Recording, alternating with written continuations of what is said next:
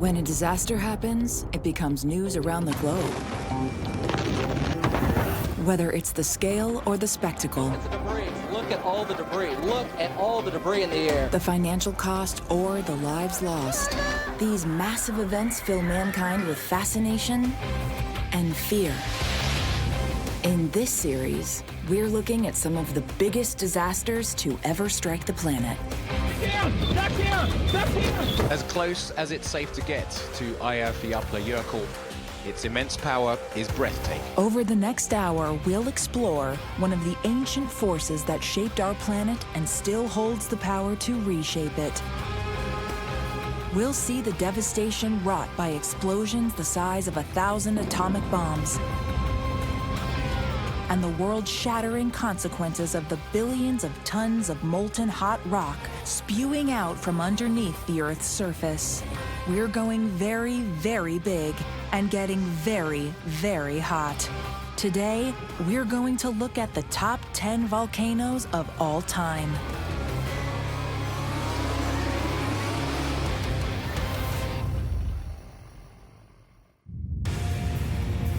Of all the natural disasters, few ever reach the level of sheer power and primal ferocity of a volcanic eruption. Throughout history, volcanoes have been as fascinating as they are terrifying. They are, and have always been, both feared and admired, and sometimes worshipped. We have studied volcanoes all over the world, from the most deadly and powerful to the most spectacular. Volcanic time is counted in decades, centuries, and even millennia. The mass of their eruptions is measured in millions, billions, and even trillions of tons. The top 10 volcanic eruptions on our list provide some classic examples.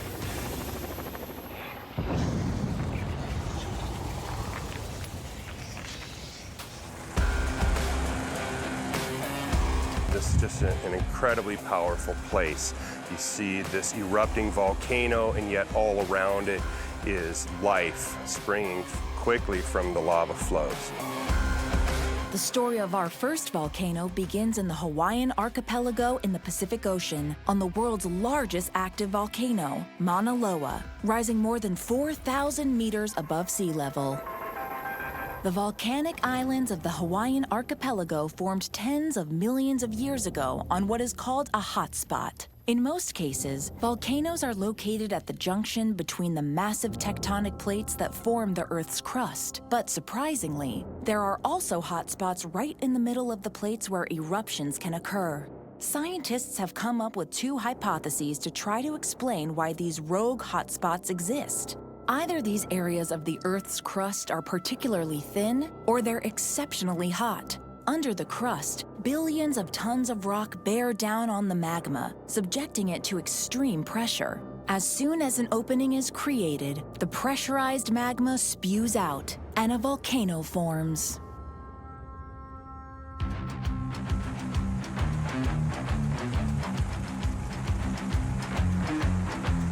The islands of the Hawaiian archipelago are actually volcanoes that formed from the ocean floor, more than 5,000 meters below. As the tectonic plate moved north away from the hotspot, it cut off the supply of magma to the first volcano that died out before giving birth to another. It was like a volcanic assembly line. What we see around Hawaii today is only a fraction of a chain of volcanoes more than 6,000 kilometers long. Most of these volcanoes lie hidden underwater. Only 4 of them are still said to be active, which means they have erupted at least once in the past 10,000 years. On the scale of geological time, 10,000 years is the blink of an eye. But these 4 volcanoes pack a huge amount of power. It might seem crazy to live on an active volcano, but all these mountains of fire are not as dangerous as one might think.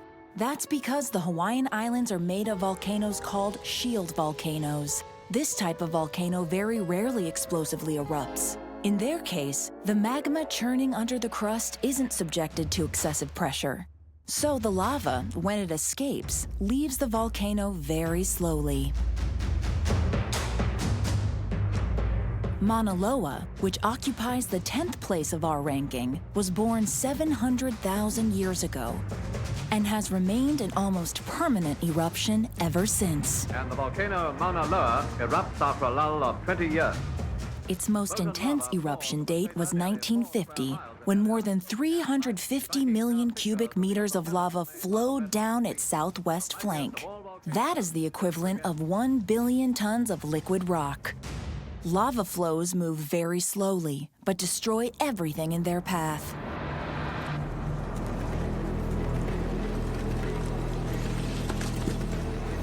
During successive eruptions of Mauna Loa, entire villages were slowly engulfed by oozing tides of 1,000-degree-plus lava. Houses burned, leaving Hawaiians homeless in the face of the relentless advance of lava flows. The scale of damage caused by Mauna Loa demonstrates how volcanoes can be destructive even when they are not explosive. Mauna Loa is not the most violent volcano on our planet, but it is by far the largest in the world, almost twice the size of Mount Everest. In just 700,000 years, it reached a height of 17,000 meters from its base at the bottom of the ocean to its summit. It is so massive that it has created an indentation in the Earth's crust almost 8 kilometers deep. The flip side of Mauna Loa's power to destroy is its power to create. Its oozing and cooling lava has spawned an entire island that didn't exist 1 million years ago, earning it the 10th spot in our ranking.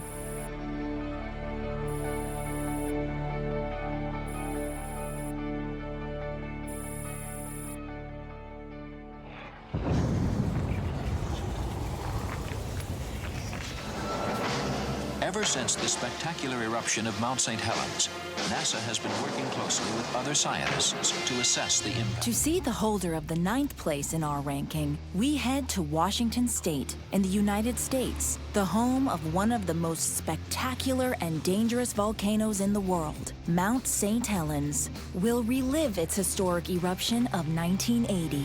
Well, when I first came out here, Mount St. Helens falls into the category of so-called stratovolcanoes. Their name comes from the different strata of ash and rocks that compose them and give them their conical shape. These mountains of fire form on fault lines where tectonic plates meet.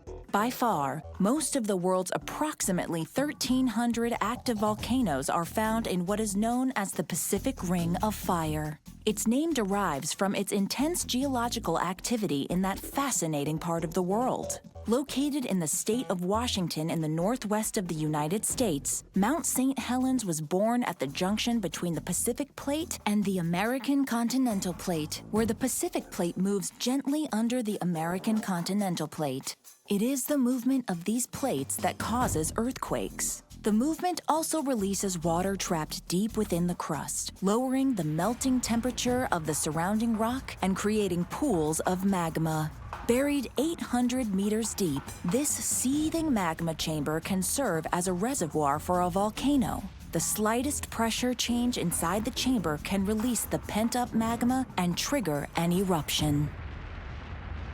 Keenly aware of the restless geology of the area, volcanologists had long feared that Mount St. Helens would one day erupt. In March of 1980, their fears were realized. It started small, with dozens of minor earthquakes recorded around the base of the mountain. But the ominous signs were clear. After 140 years of silence, the volcano was waking up. The earthquakes intensified and were followed by phreatic eruptions, which denotes contact with water. Phreatic eruptions occur when groundwater collides with magma. At 1,000 degrees Celsius, the water instantly turns into steam, increasing the pressure in the heart of the volcano. An ultra-explosive situation. As steam and ash begin to emerge from the mountaintop, geologists observed that a large bulge appeared on the north face of the volcano. The earthquakes and phreatic eruptions continued. Ultimately, the bulge looked like it was ready to explode. Then suddenly, everything stopped. Everyone breathed a sigh of relief. On May 17, 1980, residents who had been evacuated were even allowed to return home. Experts deduced that the impending danger had been averted, but they were wrong. The next morning, a powerful earthquake measuring 5.1 on the Richter scale struck Mount St. Helens. The jolt caused the entire north face of the volcano to collapse, more than 3 kilometers of rock. The historic collapse of the north face was the largest landslide ever recorded. Billions of tons of tumbling rock, sliding unstoppably for kilometers. The avalanche completely filled a valley 20 kilometers away from the volcano. The debris flow was 50 meters thick and 17 kilometers long. It was enough debris to fill the equivalent of 1 million Olympic swimming pools. And that was just the beginning of the ordeal. Moments later, highly pressurized gas and steam that had been trapped under the volcano's north face were suddenly released, causing a cataclysmic explosion. Its power was equal to 1,600 Hiroshima bombs. The enormous explosion launched boiling hot vapors, gas, ash, and rock high into the air. With extraordinary power, the eruption propelled debris remarkably far and wide and devastated a huge area. For almost 20 kilometers around Mount St. Helens, everything was blown away. Nearly 10 million trees were uprooted. The heat melted all the snow, creating landslides that rolled down the slopes at a speed of 160 kilometers per hour. So-called pyroclastic flows followed. These are a kind of avalanche of ash and rocks that can reach 500 degrees, hurtling down the slopes of the volcano between 200 and 600 kilometers per hour, obliterating any living organism in their path. There was total destruction, followed by a plume of gas and ash that reached 20 kilometers in altitude and plunged 12 American states into darkness for weeks following the disaster. And just like that, one of the world's least dramatic volcanoes became one of the world's most notorious. It all happened in just a few minutes. The raging mountain unleashed billions of tons of burning, toxic material onto virgin forest, wiping it off the map in an instant. In the eruption, 57 people were either buried alive, smothered by ash, or poisoned by gas. Tens of thousands of animals were killed and hundreds of buildings, bridges, and roads were destroyed. The height of the summit of Mount St. Helens was reduced by 600 meters after this 1980 eruption. The incident is a testament to the power and unpredictability of volcanoes.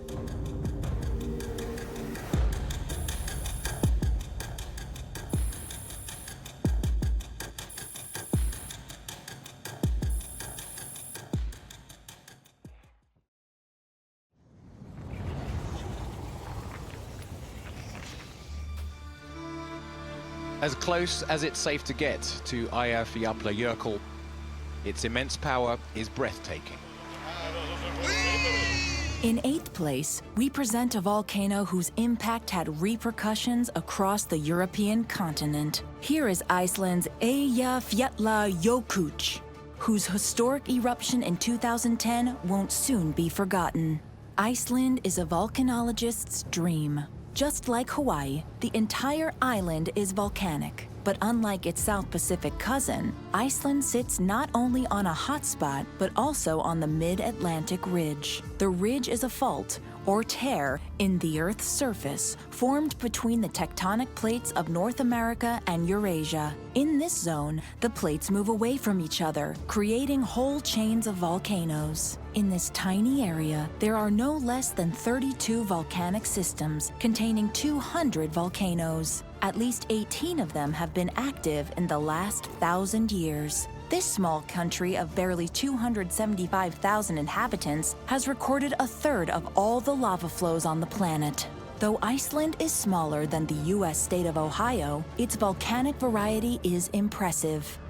The island boasts a crater 16 kilometers in diameter called Torfajökull. The crater formed when a volcano collapsed above a magma chamber. There are also volcanoes called tuya. These volcanoes with flat tops and steep sides are created when a volcano erupts through a sheet of ice. In this land of ice and fire, the country is lined with volcanic cracks from which lava escapes. There's a lot of action below the surface, and often above. In the 20th century, Iceland recorded no less than 39 eruptions. They were either explosive eruptions, lava flows, or ash spills.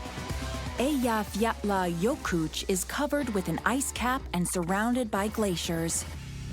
In February 2010, seismologists began recording thousands of earthquakes at the base of the mountain, proof that the magma chamber was filling up.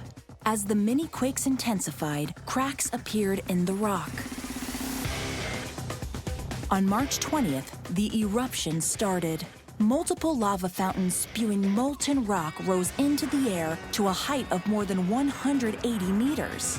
As spectacular as it was smaller than scientists had expected. But the show wasn't over yet. After a short lull, the main crater, located right in the center of the ice cap, began to erupt. The temperature skyrocketed, melting the ice, which then flowed into the magma chamber, triggering a gigantic explosion. That propelled more than 200 million cubic meters of ash 8 kilometers into the air, which was then caught by the jet stream and spread across Europe.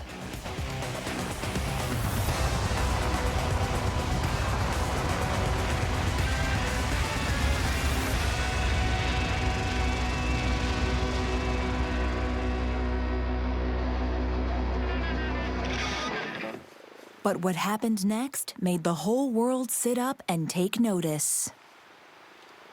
For a fifth day, Iceland's volcano is creating havoc in the skies. More than 300 airports across Britain and Europe were closed over the weekend. Eyjafjallajökull contains a high concentration of silica, a glass-like compound common in the Earth's crust. The eruption shot huge amounts of fine, abrasive silica dust into the atmosphere, creating a real hazard for aircraft engines. The jet stream, an air current that circulates at high altitude, scattered the fine dust particles throughout Central Europe, paralyzing more than 100,000 flights for 8 days. Civil aviation authorities taking the unprecedented step of closing the entire UK airspace. The menacing clouds of abrasive silica completely crippled European air traffic, a first since World War II. 10 million travelers were left stranded for several weeks. The collateral cost of the disaster was estimated between $2 and $5 billion.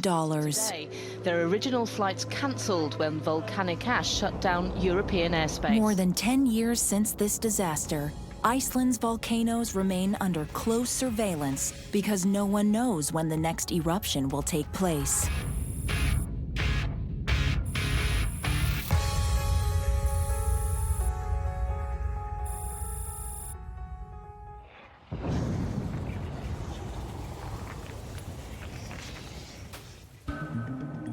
Mount Pinatubo slowly simmers today after a week of devastating eruptions. Next, we travel to the Philippines, where we'll discover the volcano ranked number 7 on our list. It's called Mount Pinatubo, and it erupted in 1991. The paradox of volcanoes is that the elements and minerals released during an eruption make volcanic land among the most fertile in the world. To take advantage of it, millions of people settle in these territories, only to find themselves living in the ominous shadow of a potential eruption. On the island of Luzon in the Philippines stands a series of million-year-old volcanoes within the Zambales Mountains.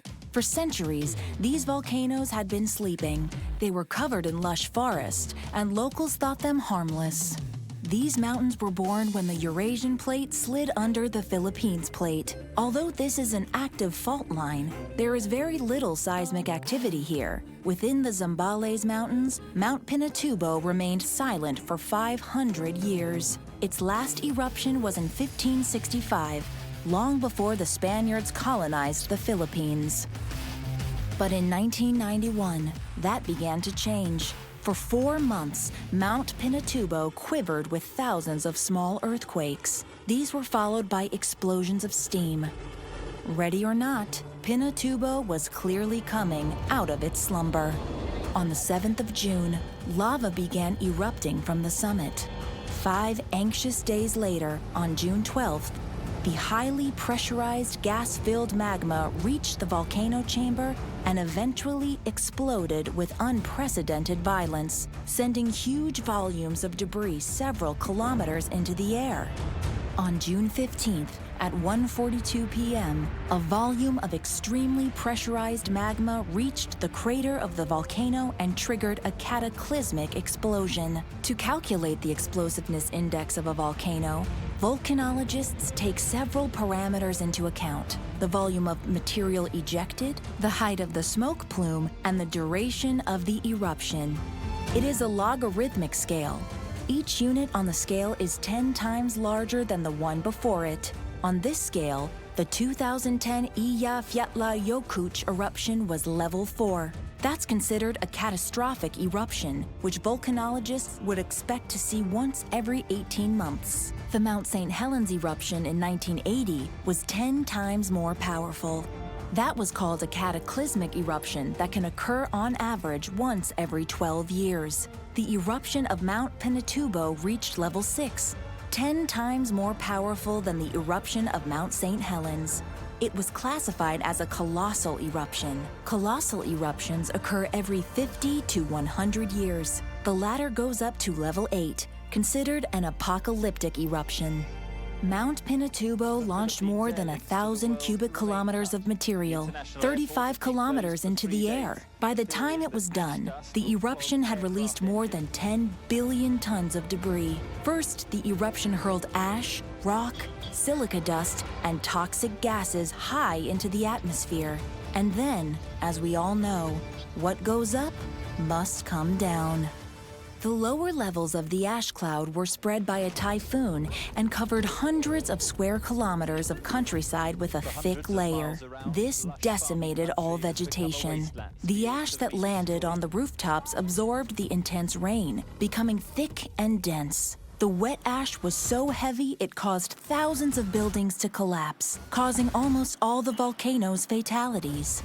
Meanwhile, the clouds of particles that reached the upper layers of the atmosphere circled the globe several times. The 20 million tons of sulfur dioxide they contained caused the global average temperature to drop by half a degree for almost 2 years. That temperature drop had cataclysmic consequences. On the island, the nightmare continued. Pyroclastic flows raced down the sides of the volcano. As they combined with water, they created devastating landslides called lahars. They flow like liquid mud and set as solid as concrete, entombing everything in their path. The lahars covered valleys 200 meters thick, burying entire villages and towns. The eruption killed more than 800 people. But thanks to the work of the geologists and the warning given before the explosion, more than 2 million inhabitants were able to be evacuated and escape the disaster. People living under the threat of a volcano know that even after 500 years, they must remain vigilant.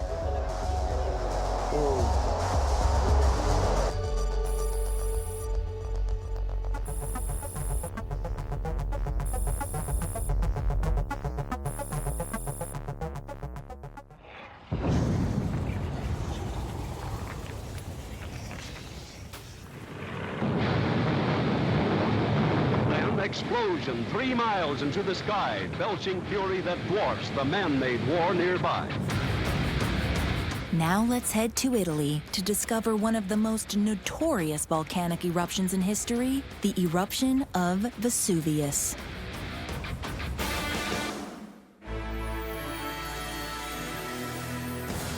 The year is 79 AD. The Roman Empire is approaching its peak. Dominating Europe, Rome possesses power and wealth that no nation can challenge. Undefeated in battle for 70 years, the Romans feel invincible. And yet, a volcano will show them that nature always has the final word. Vesuvius is part of the Campanian volcanic arc, formed by the African plate sliding under the Eurasian plate. It is one of the most active volcanoes in the world. 2,000 years ago, the inhabitants of Naples knew that the mountain dominating their horizon was spitting fire. They also knew that because of it, their lands were fertile. What they didn't realize was that the hand that gives can also take.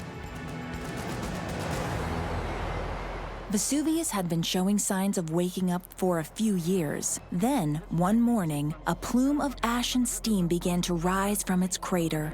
Most of the inhabitants did not pay much attention to the plume. While some may have fled at the sight of it, many others simply carried on as if nothing was happening, a decision that would make them a fascinating part of history.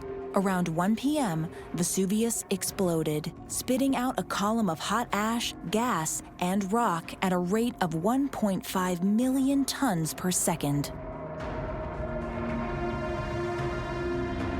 Within 20 hours of the first explosion, as the plume rose more than 30 kilometers into the sky, an ash cloud formed. It was filled with billions of tons of debris, which began to rain down on the region. Ash and rock, with temperatures over 140 degrees, covered every roof, every road, and every path. By nightfall, the city of Herculaneum was buried in ash, wiped off the map along with its dead. The next morning, as the ash continued to fall, the situation grew even worse. The column collapsed and pyroclastic flows started to descend the slopes of Vesuvius. According to historians and geologists, there were a total of 5 waves of eruptions that came off the mountain. Each eruption was more powerful than the last. The final 2 blasts literally buried the city of Pompeii under nearly 2 meters of ash and rock that were heated to over 300 degrees. Pompeii, Herculaneum, and Oplontis will remain covered in ash for almost 2,000 years. It was not until 1738 that a Spanish army engineer, Roque Joaquín de Alcubierre, was ordered by King Charles III to investigate Herculaneum and Pompeii. His excavations unearthed the remains of these cities and their inhabitants that had been frozen in time. Today, the 2 sites are among the most visited in the world. To this day, the eruption of Vesuvius remains Europe's most devastating eruption, exploding with the energy of 100,000 Hiroshima bombs. The disaster is said to have killed nearly 16,000 people. Today, 3 million people still live in the shadow of Vesuvius. Everyone living there knows that if an eruption happens again, they'll have to be ready to flee, and very quickly.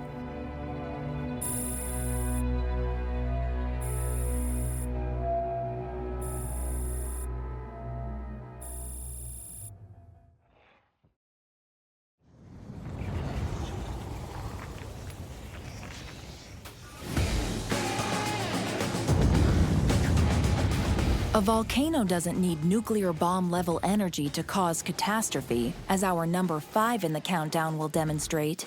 We're heading to South America and the country of Colombia, where in 1985, the Nevado del Ruiz eruption took the country by surprise. The Nevado del Ruiz is part of the Ruiz-Tolima volcanic massif. It is made up of 5 stratovolcanoes that formed on a fault line between the Nazca Plate and the South American Plate. This volcano has been active for 150,000 years, but before the 1985 eruption, it had been asleep for 140 years. In September of that year, geologists studying the site detected alarming signs. There were small phreatic eruptions where magma meets groundwater occurring on the flanks of the volcano, as well as abnormal seismic activity around its base. They alerted the Colombian authorities that the volcano was waking up and that eruptions causing lahars, deadly mudslides that swallowed everything in their path, could occur. But the Colombian government decided to wait and see. They waited, then they saw. Colombia, November 13th, 1985. On November 13th, around 3 p.m., a major phreatic eruption is triggered, but authorities still aren't concerned. Then at 9:09 p.m., the magma at the heart of the crater begins to bubble. The instant the 1,000-degree lava starts to flow down the slopes, millions of tons of snow and ice that covered the volcano melt. Water combines with rock and ash. Masses of mud form and flow, creating deadly lahars. In just 20 minutes, a wave of mud 30 meters high descends and crashes into one of the surrounding valleys at more than 40 kilometers per hour. An hour later, the flow reaches the town of Chinchina. The thick torrent, as tall as a 9-story building, sweeps away everything in its path. 400 houses are destroyed. In just a few seconds, 2,000 inhabitants are killed. Armero, a city of 29,000 inhabitants, located 50 kilometers from Chinchina, suffers heavy ashfall at around the same time. Local authorities are asking residents to stay calm. They're in no immediate danger, and to stay tuned for any updates. But by the time the authorities try to issue a warning, it's too late. A storm has cut power to the city and wiped out communication, dooming the town.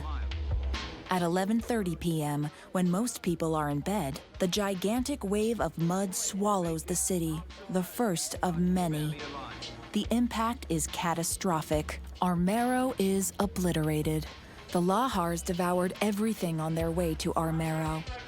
In Armero, more than 20,000 people were killed and 5,000 badly injured, along with 5,000 homes, 50 schools, 2 hospitals, and countless roads and bridges. In all, 23,000 Colombians lost their lives that night. But not every victim died instantly. Hundreds were trapped in the debris field or stuck in the thick, impenetrable, and inescapable mud.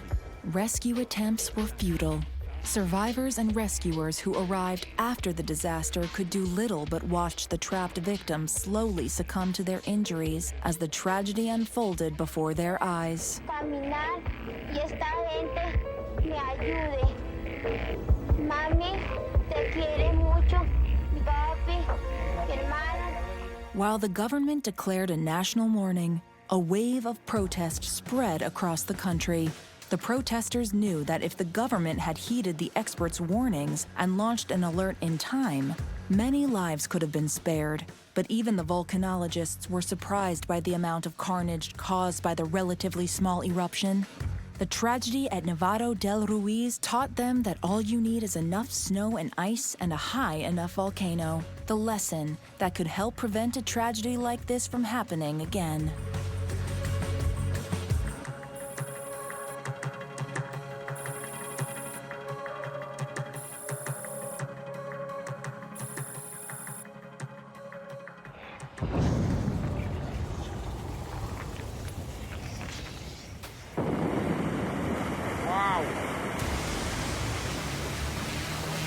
We are now heading to Indonesia, one of the most active volcanic regions on the planet. Here, we discover the volcano that takes the 4th position in our ranking, the 1883 eruption of Krakatoa.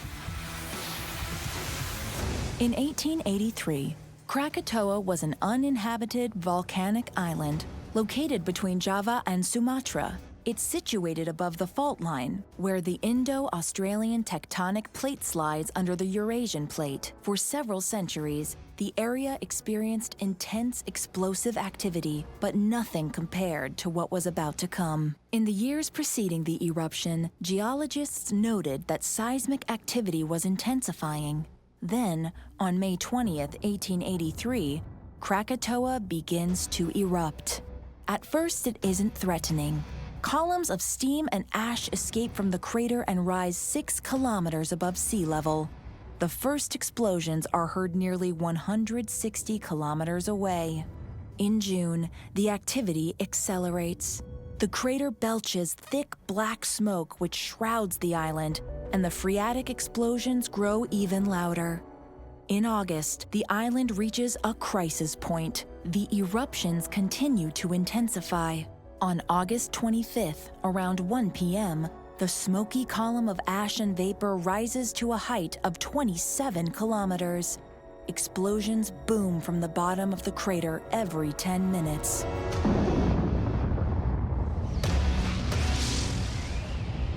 On August 27th at 5:30 a.m., the first massive explosion shakes the island.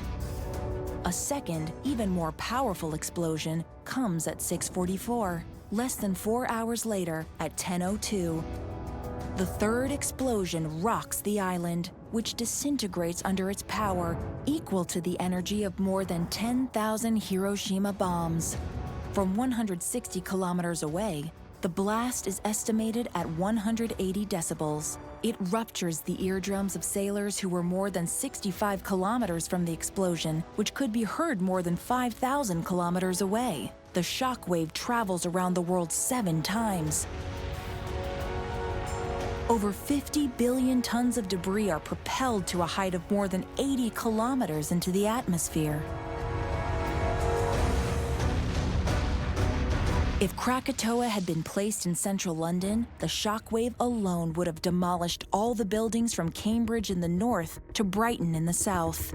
10 million people would have died instantly, and the explosion would have been heard in Baghdad and New York. The island was uninhabited, but that had little effect on the astonishing death count, and it wasn't the explosion that claimed most of the victims. Columns of ash, weighing millions of tons, fell into the sea and triggered giant tsunamis whose waves reached nearly 40 meters in height. On the neighboring island of Sebesi, dozens of coastal villages were wiped out. Pyroclastic flows also raged across the ocean. Between the drowning waves and the smothering ash, the eruption of Krakatoa killed nearly 36,000 people. The island of Krakatoa was no more. For 3 full days, the sun was completely hidden for hundreds of kilometers around the volcano. Ash clouds that rose into the stratosphere plunged the world into a global winter, lowering temperatures for several years. After the eruption, fiery sunsets were seen all around the planet, as the remains of a vanished island circulated through the atmosphere, carried away by the winds.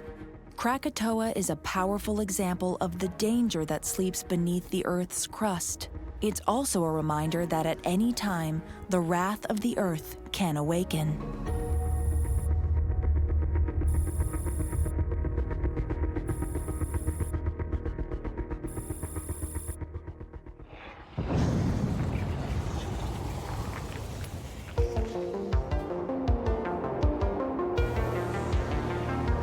The eruption taking 3rd place in our ranking has the dubious honor of claiming the most victims in history. It's the eruption of Mount Pelée in Martinique in 1902. Martinique is located on the volcanic arc of the Lesser Antilles, where the South American continental plate slides under the Caribbean plate.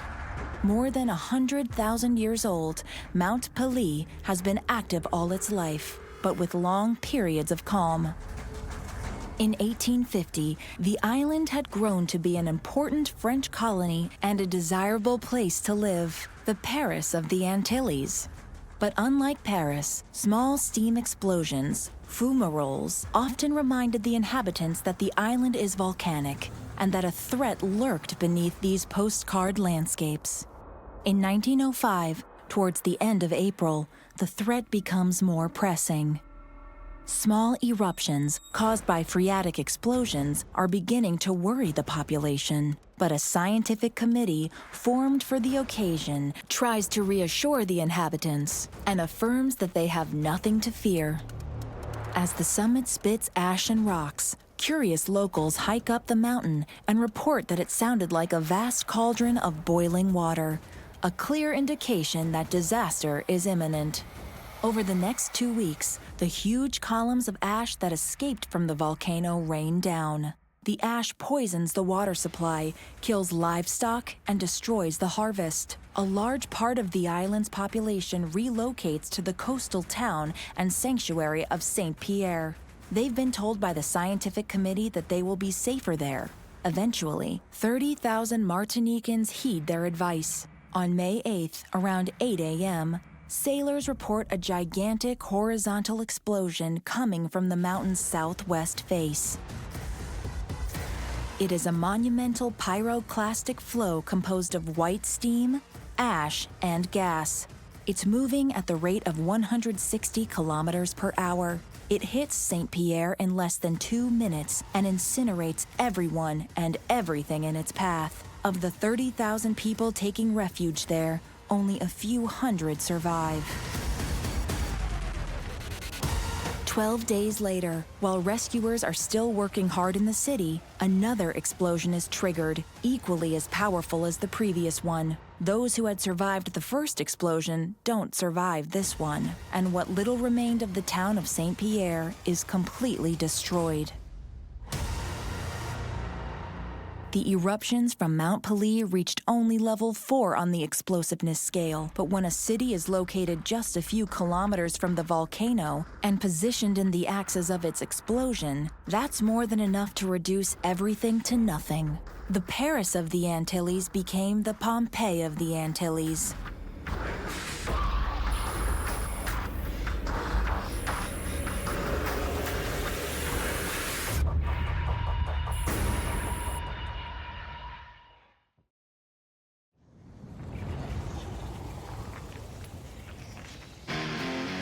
For number 2 in our ranking list of the biggest eruptions, we return to Indonesia. We present the most destructive volcanic event in history, the eruption of Mount Tambora in 1815. At 40,000 years old, Tambora is a young volcano. It lies on a fault between the Australian plate, which slides under the Sunda plate. It had been quiet for several centuries. But in 1812, the mountain began to rumble. Deep within the mountain, the pressure in the magma chamber began to climb, reaching unimaginable levels. For the first time in hundreds of years, smoke began escaping ominously from the crater. Then, for several months, everything went calm again, until April 5th, 1815, when the eruptions resumed. Explosions from Tambora came so loud they were heard more than 1,200 kilometers away. The next day, ash began to fall on the island of Java. For 5 days, the explosions grew stronger and stronger as the pressure inside the volcano continued to rise. On the evening of April 10th, a cataclysmic eruption began. 3 massive plumes escaped from the crater and rose into the atmosphere where they merged. All around the island, hot ash and chunks of pumice 20 centimeters across began to rain down. Then suddenly, a huge explosion ripped the mountain. It forced burning pyroclastic clouds to surge in all directions, killing everything in their path. When the debris from the explosion started falling back into the sea, it triggered huge tsunamis. They ultimately wiped out many villages. During its multiple eruptions, the volcano released 33 gigatons of energy, the equivalent of 16 million Hiroshima bombs. Phenomenal power. The next morning, the Tambora volcano had lost a third of its height. It also killed 10,000 people. The column of ash that rose more than 50 kilometers into the atmosphere contained more than 80 cubic kilometers of material, tens of billions of tons of ash and gas. Anything that didn't fall back to the ground, killing whatever it landed on, stayed in the atmosphere for several years. The ashfall destroyed local agriculture and triggered a period of famine that directly led to the death of 50,000 people. Once again, this was a global event. Particles kicked up from the eruption were blown around the world, which caused global temperatures to drop. This alone killed thousands, and 1816 became known as the year without a summer. In New York, snow fell in the month of June. The decade, starting in 1810, remains to this day the coldest on record. All around the world during this time, famine also hit record levels. And with famine came the spread of diseases like typhus and cholera. The additional collateral death toll reached tens of thousands. Even today, it's impossible to accurately quantify the death toll of the violent eruption of the Tambora volcano. It officially exceeded 100,000, but could actually reach several million if we take into account the collateral effects triggered by the aftermath of the eruption. Disasters of this magnitude can only be caused by volcanoes.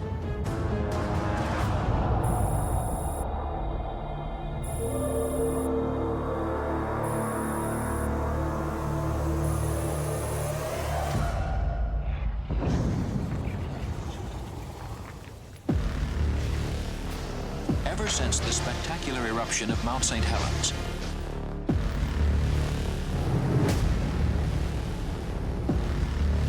You've seen several examples of the destructive power of volcanoes, but now get ready to experience an eruption that exceeds all others. The #1 spot on our list is held by the eruption of the Toba supervolcano in Indonesia. Supervolcanoes are absolute monsters. They are the only volcanoes to reach level 8 on the explosiveness scale. They trigger so-called apocalyptic eruptions that release trillions of tons of rock and gas and have catastrophic effects on the planet. If you know anything about supervolcanoes, you may be thinking of Yellowstone National Park in Wyoming in the United States. Geologists have discovered that the entire park is actually a giant caldera that could, if it erupts, wipe the entire west coast of America off the map. But Yellowstone is just one of 20 known supervolcanoes on Earth, and arguably not even its greatest threat.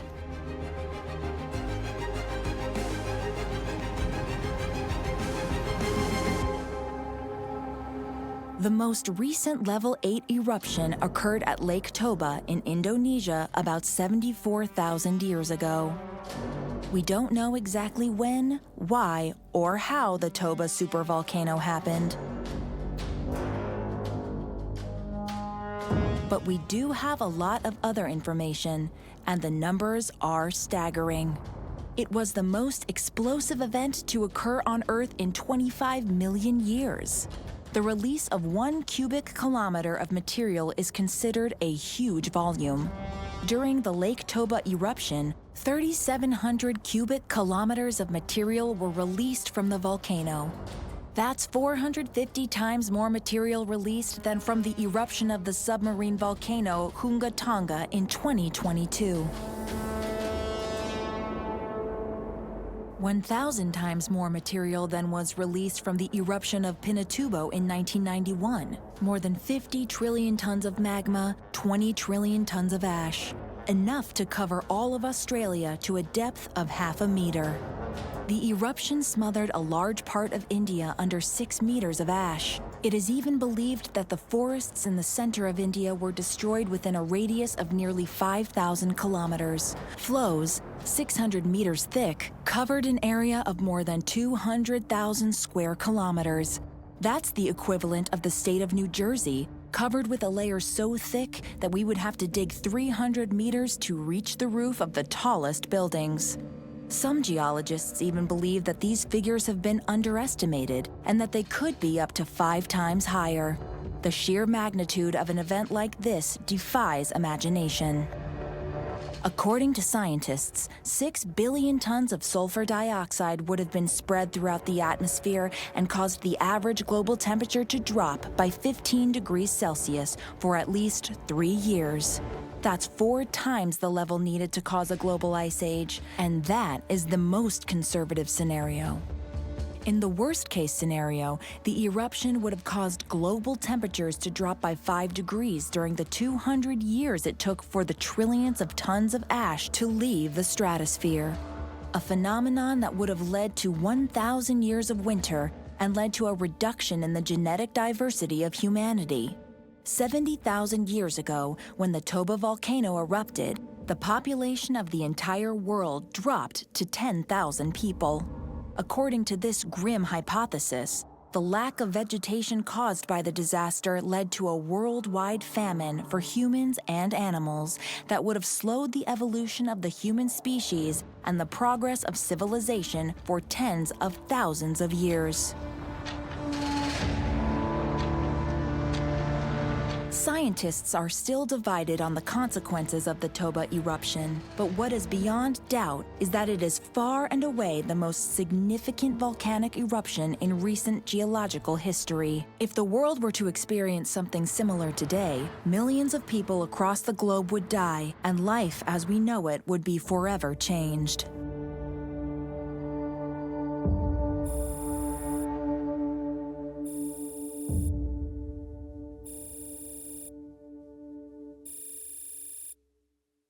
And the volcano Mauna Loa erupts after a lull of 20 years. The power of volcanoes, even the least destructive ones, remains phenomenal. And there are dozens of them still active and capable of releasing more energy than all the nuclear weapons ever created. Fortunately, the life of these fire monsters is measured on a geological scale. In all probability, it will take several generations to relive an eruption like that of Mount Pinatubo in 1991. Hopefully, several millennia will pass before an eruption like Toba will happen again. Today, scientists have the Earth under close surveillance and are getting better at predicting eruptions earlier. But all they can do is warn us, and we'd better listen. When it comes to volcanoes, there's no stopping them. Over the next hour, we'll bear witness to the planet's most powerful weather event. Deadly 300-mile-per-hour cyclones traveling at 60 miles per hour, annihilating everything in their path. These are nature's ultimate weapons of terror, devastating and unpredictable, working over land or sea. Run and cover, because today we're looking at the top 10 tornadoes.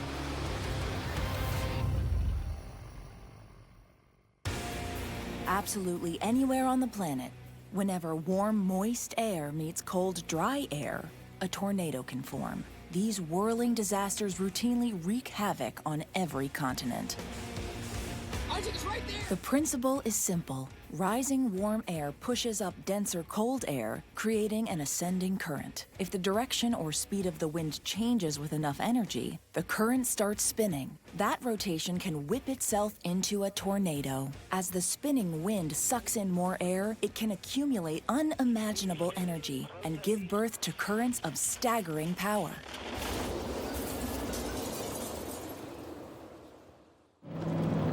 We are 2 miles west of the western edge of Chickasaw. It's massive. This thing is massive. May 3rd, 1999 is the tornado that we study in meteorology school. It is infamous.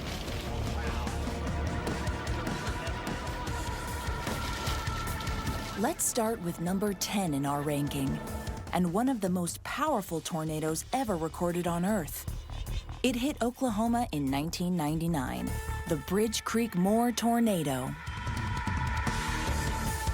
Now is the time to get down, and we really need you folks to think about the very safest place you can possibly go, away from windows.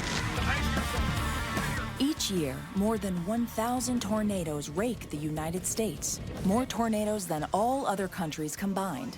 Most of these twisters spin through an area called Tornado Alley, where geography conspires to help create perfect storms. A lot of explosions going off in the middle of this tornado, so significant damage being done. The winds are just incredible when we went into Westheimer.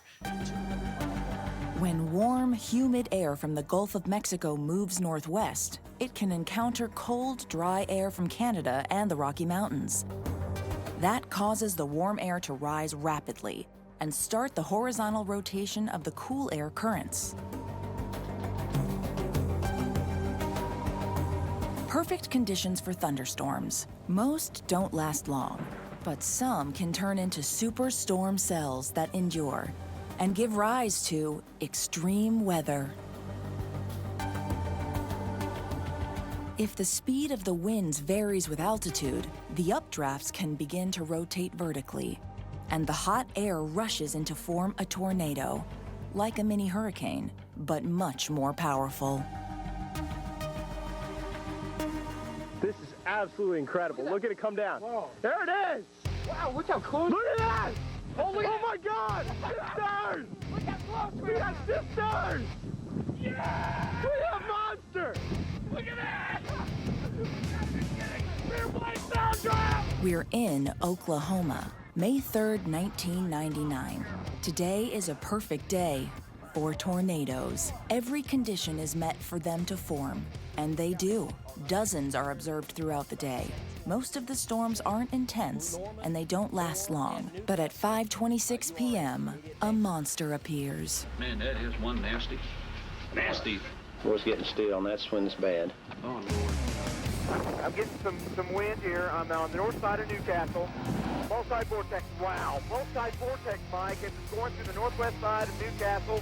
Oh my gosh. This is the largest storm we have seen in the metro area. The tornado is a category EF5 on the Fujita scale. It's a scale that's used to classify tornadoes according to their wind speed and the damage they cause. An EF5 is the most destructive. And all the debris in the air.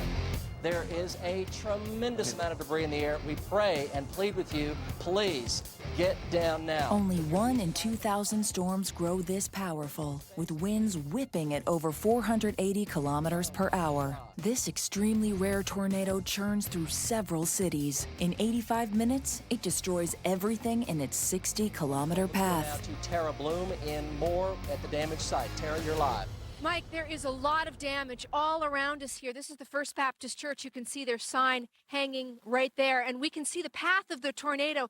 I don't know if you can see all those homes in the distance, but then it crossed Southwest 89th. Only tornadoes can produce such strong winds. They generate 28 gigawatts of energy, enough to power 21 million homes.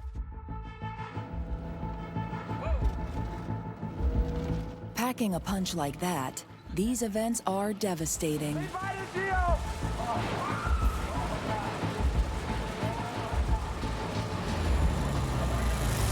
Look into that neighborhood. Many of those homes are completely demolished. It shatters buildings, cars, tractors, trucks. The smallest vehicles get swept away like a toy by the violent, spinning cone of wind. Twisted like toys. It's horrible. Such a powerful tornado destroys everything in its path. You can see that. And I asked, are there injuries? He says, yes, there are injuries. How many? He said, too many to count. And in a place like Oklahoma that sees more than 50 tornadoes a year, residents know the only thing they can do is shield themselves and wait, hoping to stay out of the path of the destruction. It probably just took John Hensley. Get in the cellar, hurry up. FM dial on 104.1, 107.7. That is damage. Mike, Okay. Yes. Go ahead, Jim. Mike. Yes. You got to look at this. This is phenomenal. It's gone. The neighborhood is gone. We are over a neighborhood. It is gone, Mike. It's level. There's nothing here. 350 homes, Mike, that are gone. It's just foundations and rubble. I mean, it's incredible. On that terrible day, the horrified residents of the small towns of Bridge Creek and more found the tornado bearing directly down on them. The winds were so powerful that it tore the bark off the trees. When the dust settled, the result was sobering. 8,000 buildings damaged or destroyed, and more than $1.5 billion in damage. Houses razed to the ground, and everything in them strewn for miles. The tornado killed 36 people and injured 600 others. These were people in communities that were prepared and trained to respond to this kind of event. But in the face of this gigantic twister, they could do nothing to escape it. Such is the power of tornadoes, unlike anything on Earth.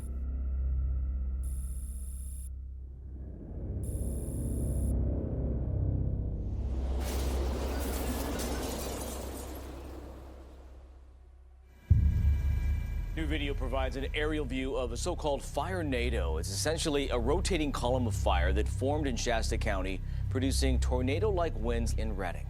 Those conditions left behind... Our number 9 event seems to come straight out of a Hollywood disaster movie, where a 320-kilometer-per-hour vortex will simply burst into flames. This is the Carr fire tornado that hit California in 2018. Improbable as it sounds, certain conditions can cause fires to rise into ferocious whirlwinds of fire fueled by intense heat and air movement. Whirlwinds are both spectacular and very dangerous, but they are not the same as tornadoes. The whirlwinds of fire emerge upward from the ground, while tornadoes reach down from above. True fire tornadoes are extremely rare, and very few images exist of this incredible and terrifying spectacle. The first one caught on film struck in Canberra, Australia in 2003. In less than a half hour, a fire tornado that measured a category EF3 with winds of 240 kilometers per hour devastated a 20-kilometer area on the outskirts of the city. Holy Jesus. I've never in my life seen anything like it. This is bad news. While the tornado itself caused no deaths, the resulting Canberra fire saw 250,000 hectares of bush go up in smoke. The inferno destroyed 500 homes and killed 4 people. We're learning more about the wicked storm that roared across Shasta County and into Redding last week. A freak of nature, the fire-nado. The circumstances that gave rise to the Canberra tornado also happened on the other side of the world. This time, the stage was set in California on July 26, 2018. On that day, a fire, known as the Car Fire, that had ravaged the area for 3 days grew so fierce that it created its own weather system. When the overheated air comes into contact with cooler air, it can produce so-called pyrocumulonimbus clouds. A direct consequence of the fire, these clouds can trigger thunder, rain, hail, but also tornadoes. More than a quarter of a mile wide, rising some 16,000 feet into the air, churning across the ground for as long as 80 minutes, whatever you call it. The firestorm that burned into Redding last week was not something we see very often. And even the tornado's vortex sucks all the air out of the areas it travels through. The phenomenon fuels the fire even more, rapidly burning everything in its path. And with that, created this monster fire. In the case of the Car Fire, the fire tornado rose to a height of 5 kilometers. Inside this pillar of fire, winds of 1,500 degrees Celsius swirled at 225 kilometers per hour. Those hostile winds were strong enough to topple buildings and hot enough to melt steel. Very, very impressive wind speeds, estimated to be in excess of 143 miles per hour. It was definitely unusual. Luckily for the locals, the tornado didn't last long. It traveled less than 2 kilometers. But on its infernal journey, the fire caused the death of 7 people, razed 1,500 buildings, and ignited an area of 93,000 hectares. If the tornado had taken a slightly different course, the nearby town of Redding and its 90,000 inhabitants would have been completely destroyed. These extremely rare phenomena presented the whole world an apocalyptic vision, a real hell on Earth.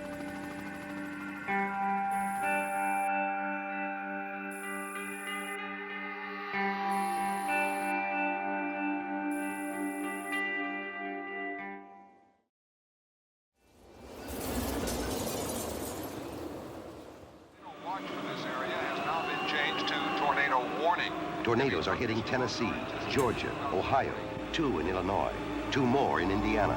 If conditions are right for one tornado to form, then the same conditions can set off several at once. Severe thunderstorm warning has been changed to a tornado warning. When a single storm generates several tornadoes at the same time, it's called a tornado outbreak. The tract apparently is taking it from northeastern Warren County into southeastern Montgomery In County. 8th place in our ranking, it is precisely an event of this kind that suddenly pummeled 13 states in the United States. The infamous super eruption of 1974. The injured begin pouring into Huntsville Hospital. It's a date most people who grew up in Kentucky and lived here 40 years ago will never forget. April 3rd, 1974, the April 3rd tornadoes. The day of the killer tornadoes. There have been other tornado outbreaks with more total tornadoes, but never one with as many large, deadly tornadoes. Nothing like it had been seen before. On April 3rd, conditions were ideal for a massive storm system to form that spawned multiple storm supercells over much of the central plains of the United States. Heavy rains and thunderstorms drenched the area. From Alabama in the south to the tip of Indiana in the north, the atmospheric pressure plummeted. Hail, one of the main warning signs of tornadoes, begins to fall. In Illinois, people start reporting hailstones the size of baseballs. That would have been bad enough. But the worst was yet to come. The first tornado was observed in the city of Boone, Indiana around 1:30 p.m. Only a category EF3, it didn't last long, but it caused the first damage when it touched down. Calm then reigned for several hours. It seemed as if the worst was over. But at 7:20 p.m., a swarm of tornadoes strafed the area. From that moment, the region descended into total chaos. Two Category EF5 tornadoes ravaged the state of Indiana over more than 150 kilometers. They killed 44 people as they carved their path of carnage. 10 minutes later, two others, both Category EF3, touched down in Illinois and Indiana. And at 8:30 p.m., in Illinois, Indiana, Tennessee, and Ohio, 10 additional tornadoes formed, including 3 Category EF4 storms and 1 Category EF5. Over the next dreadful hour, 16 more tornadoes formed at a rate too fast for the population to be alerted. The hellish rhythm would continue throughout the night. At the height of the super eruption, 15 tornadoes touched down simultaneously. The activity was so intense that the authorities placed all of Indiana on tornado alert. It was a first in the history of weather forecasting. Police equipment and ambulances. After the first tornado observed in Indiana hit, no fewer than 148 tornadoes touched down in a total of 13 states. 34 of them were Category EF3, 23 were Category EF4, and 7 were Category EF5. 7 of the strongest tornadoes ever recorded in the United States touched down in just 24 hours. To put that in perspective, the next 7 EF5s would be spread out over a decade.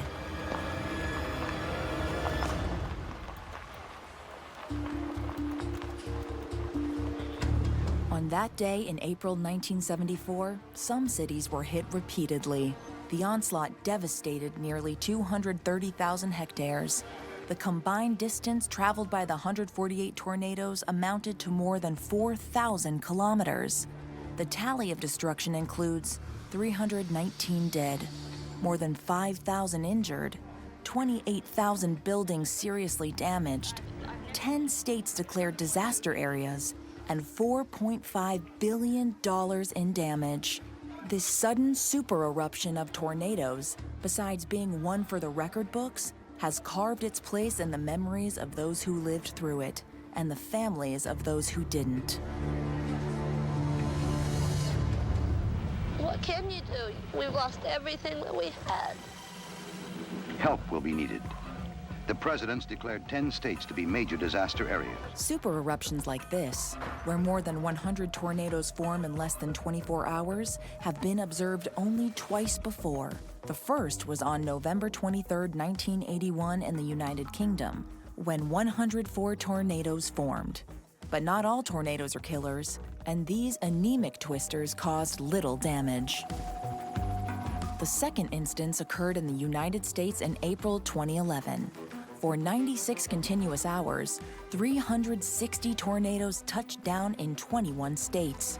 The grim result? 324 dead and more than $12 billion in damage. The horror of the 2011 storm doesn't top the ferocity of the super eruption of 1974, the first on record and still unmatched to this day. It takes an extremely rare set of circumstances for these storms to develop. Hopefully, we'll never see the likes of the super eruption of 1974 again.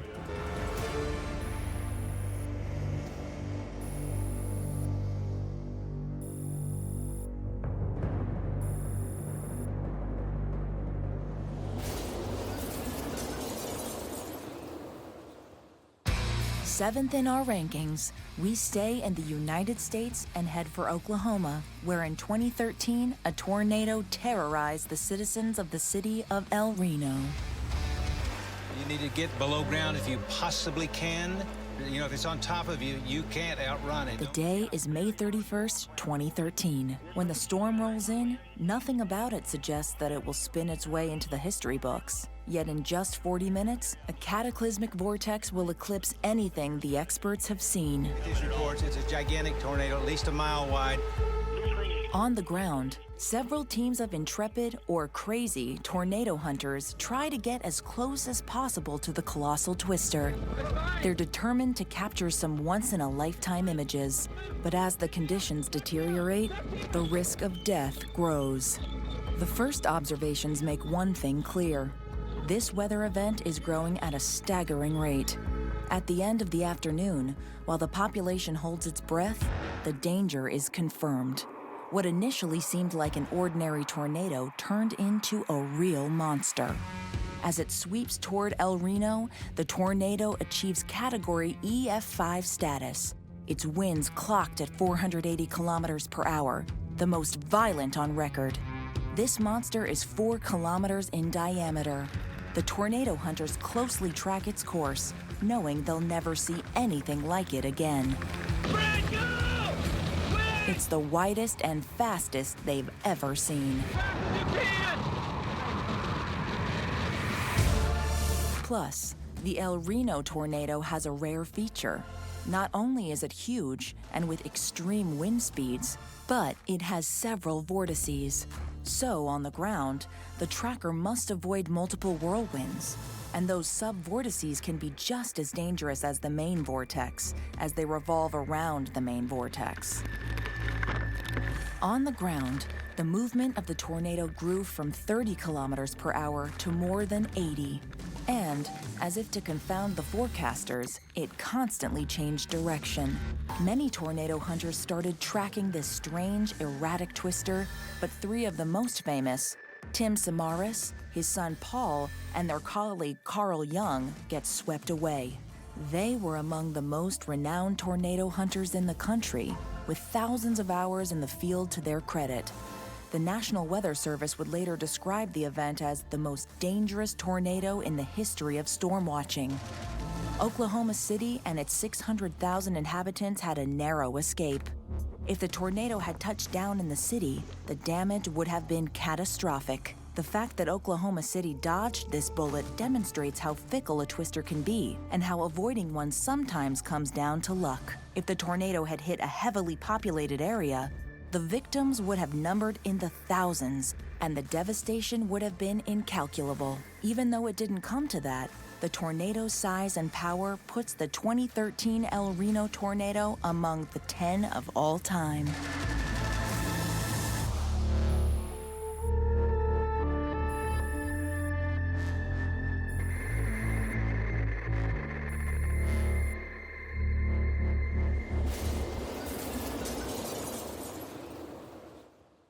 People are just looking for their loved ones. They're looking for family members. If you take a look here at this neighborhood, excuse me. Mike, are you all right? You're seeing some just terrible things, I'm sure, and I know you were there just moments after the tornado hit. This is going to be really tough for you, you know, to actually witness this devastation. It's just incredible. It's tough. No question about that. Our ranking for 6th place goes to the tornado that caused the most damage in history when it hit the town of Joplin, Missouri in 2011. There it is. It's on the ground. I see it. I see it. Ma'am, this is a Jeff Trusty storm chaser. I have a large destructive tornado and it's on the southwest side of Joplin. Notified. Large tornado on the ground doing massive damage. It's an F5 going through the city. Feel it. F5 county. Oh my God. Oh, look, the roof. Oh. Damn, I missed it. Missouri is no stranger to tornadoes. On average, the state reports about 30 per year. He just took the whole building in front of us. Unfortunately, the tornado warning system can sometimes issue false alarms. Even among the best weather experts, it's not so easy to predict the formation of a tornado. Where the storm is? Even when the superstorm cell has all the characteristics necessary for a storm to form, the tornado oftentimes doesn't touch down.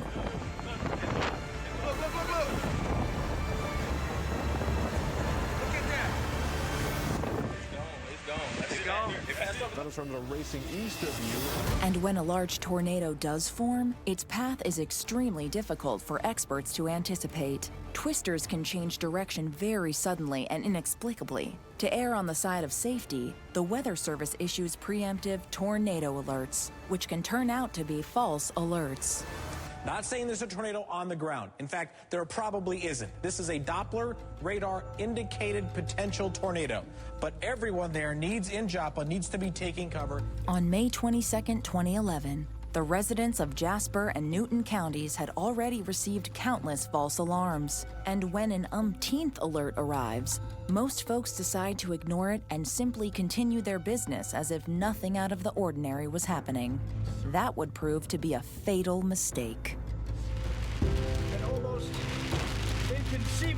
The tornado forms at 5:34 p.m. and quickly escalates to a Category EF5 storm, the top of the scale. When it touches down in the town of Joplin, it is more than 1 kilometer in diameter, with winds of 320 kilometers per hour. This is Jeff Petrosky. I'm in Joplin. I have a very destructive, probably F4, maybe F5 going through the city of Joplin right now. On the south side of town, it's doing massive destruction. The city is devastated. Oh my God, these things are crushed.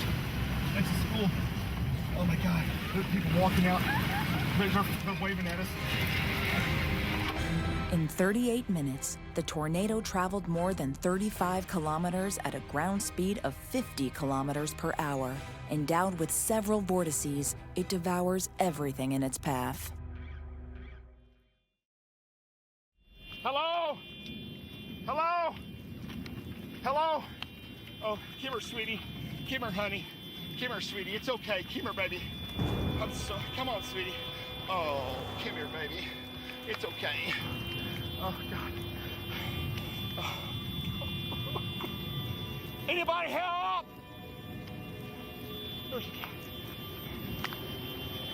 Oh, my God. It's been almost an hour now since the tornado. It's 6:45. The tornado's ripped through Joplin, southwest side of Joplin. I've already uncovered about, this is horrible. First thing I come up on is people that didn't make it. Large and dangerous tornado moving through residential areas, business districts. Nothing could withstand the power of the tornado's winds. They are gone. This is just, Paul, I've never seen a scene like this before. We just rolled up and this tornado came through maybe 45 minutes ago. I've personally witnessed injuries and fatalities here, unfortunately, in Joplin. Houses, caught up in the powerful vortex, were simply wiped off the map. When all was said and done, more than 3,000 homes had disintegrated, and another 3,000 were badly damaged. 15,000 cars were completely destroyed. Vehicles weighing up to 3 tons were tossed in the air like toys. Some were blown so far away, their owners would never find them. People being pulled out of buildings here this evening as well. We've come across many people. They need help. They need to get as much help in this area as possible. When a tornado touches down, the greatest danger to life comes from flying debris. A tornado can tear a wooden house into thousands of splinters, projectiles, and jagged shards of glass and send them flying at high speed. Anything loose can kill in an instant. An eerie calm came over Joplin at 6:15 p.m., just after the tornado had passed. The toll is heavy. 158 people lost their lives. Another 1,000 are injured, and 10,000 are left homeless. Much of the city's infrastructure is destroyed, including 2 fire stations that are simply shattered. The storm devastated the city and its suburbs indiscriminately as it carved its trail of terror.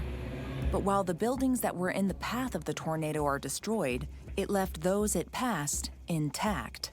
More cruel proof that in the face of the power of nature, we are all at the mercy of fate. Since the disaster, changes have been made to the tornado warning systems. Social networks now regularly spread the warning messages to the population. But so far, no other tornado in the United States caused more deaths than the one that touched down in Joplin in 2011. 1 tornado per day on average. So have a plan in place, know how to get warnings when they're issued, stay safe. So if a tornado is approaching, heed the simple, vital warning. Stay hidden until it passes. We don't have on the road.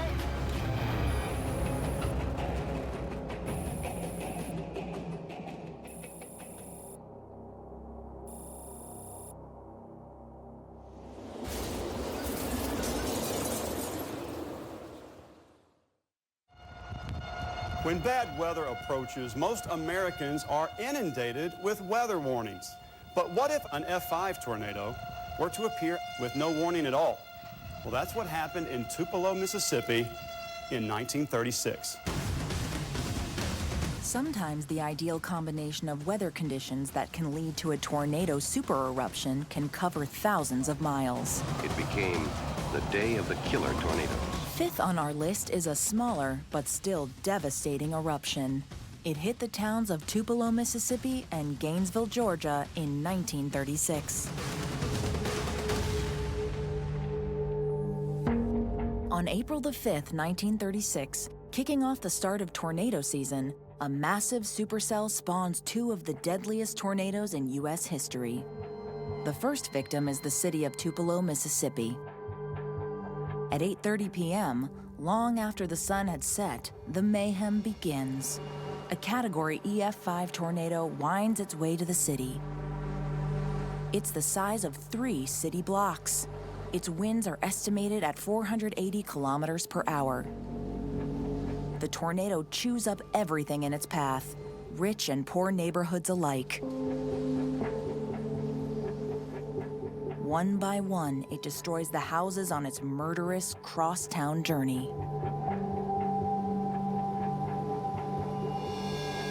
As it travels, most of the large mansions in the wealthy neighborhood of Willis Heights are razed. In the popular area of Gum Pond, many houses are literally torn from their foundations and thrown into the nearby pond. The bodies of most of their inhabitants will never be found. After only a few minutes, the tornado disappears. It left in its wake hundreds of destroyed houses. Damage is assessed at $300 million. The tornado left several thousand people homeless, 1,000 injured, and at least 216 dead. In this terrible chaos that left the town all shook up, a 1-year-old child survived. His name is Elvis Aaron Presley. If fate had been cruel and the tornado had not spared little Elvis, an epic chapter of 20th century popular culture would have never been written. Sadly, the official toll of the 216 does not include the poor neighborhood's black residents. The number of the tornado's victims is, in reality, much higher and will never be known. That reflects the social reality of the United States in that era. May 7th, 1840, the Great Natchez Tornado hit Natchez, Mississippi. The underreporting of black deaths has a long tradition. In 1840, hundreds of slaves who lost their lives were excluded from the death toll of the Great Natchez Tornado that hit Mississippi and Louisiana. It was one of the deadliest tornadoes in history, killing more than the 300 white people. The slaves weren't seen as people, but as the property of their masters. After passing through Tupelo, the storm didn't dissipate, but continued to travel. At 8:30 the next morning, 12 hours after the tornado tore into Tupelo, 2 Category EF4 tornadoes formed about 500 kilometers away in Gainesville, Georgia. The 2 tornadoes touched down in opposite sides of Gainesville and converged on a single downtown street, like gunfighters in an old Western. Everything was shredded. In just a few minutes, the bustling street is transformed into a pile of metal, wood, bricks, and concrete. At the time the tornadoes touch down, the residents of Gainesville are already at their jobs. The trouser factory where 60 workers have just started their day collapses and catches fire. There will be no survivors. In the city center, pedestrians take refuge in a department store. That too will be completely destroyed. Gainesville, reduced to rubble, looks as if it had just suffered an intense aerial bombardment. The final official death toll of 203 is undoubtedly underestimated. In the face of such hell, an accurate count of the victims was simply impossible.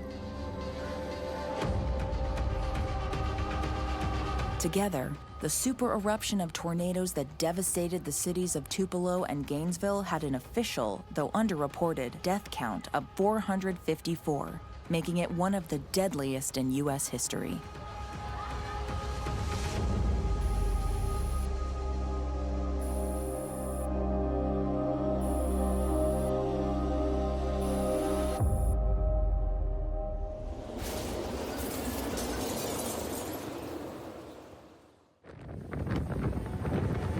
Y'all see that? Yeah. Look at it, look. Wow, straight, look at that.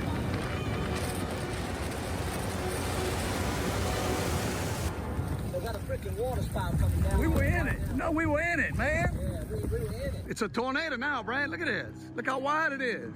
Look at it now. And y'all can see the circulation of water in there. Man, that is amazing, Landon. Yeah, that's awesome. I've never seen anything like that close. Europe is not spared from tornadoes. In our 4th place ranking of the most destructive tornadoes in history, we look to the one that hit Sicily in 1851.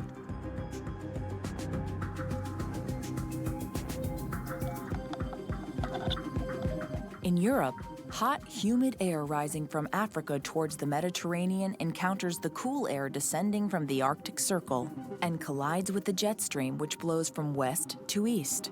It creates the perfect recipe for tornadoes. On average, between 200 and 300 each year.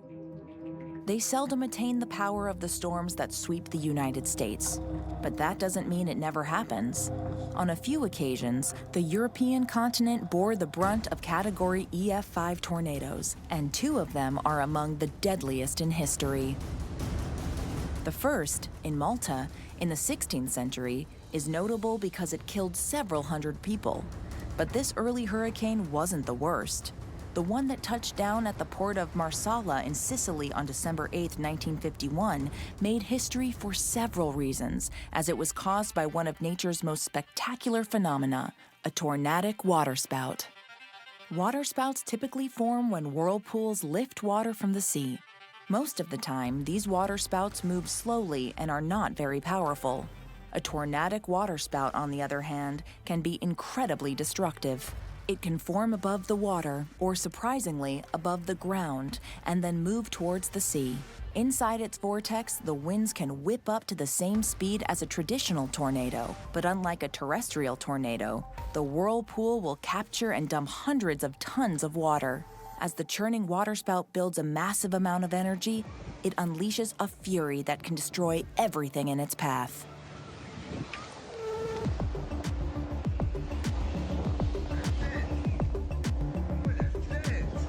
On this fateful day in the year 1851, a superstorm cell hanging over Sicily gives birth to 2 tornadic-type waterspouts that ravage the port of Marsala.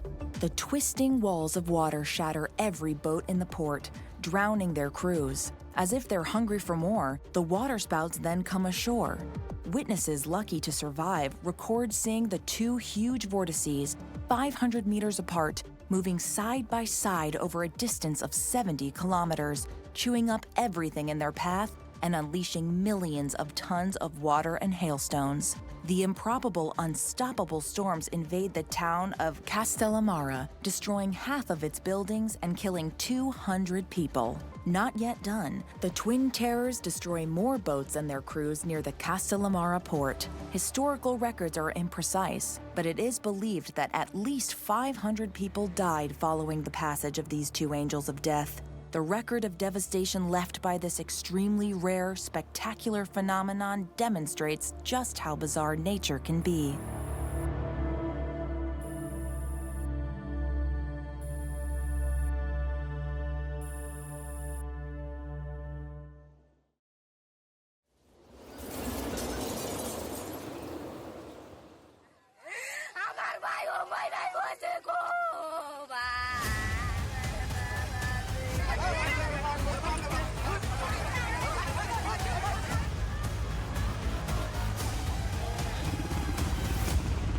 The 3rd place storm on our rankings list takes us to South Asia, where, in 1996, a Category EF2 tornado touched down in the country of Bangladesh.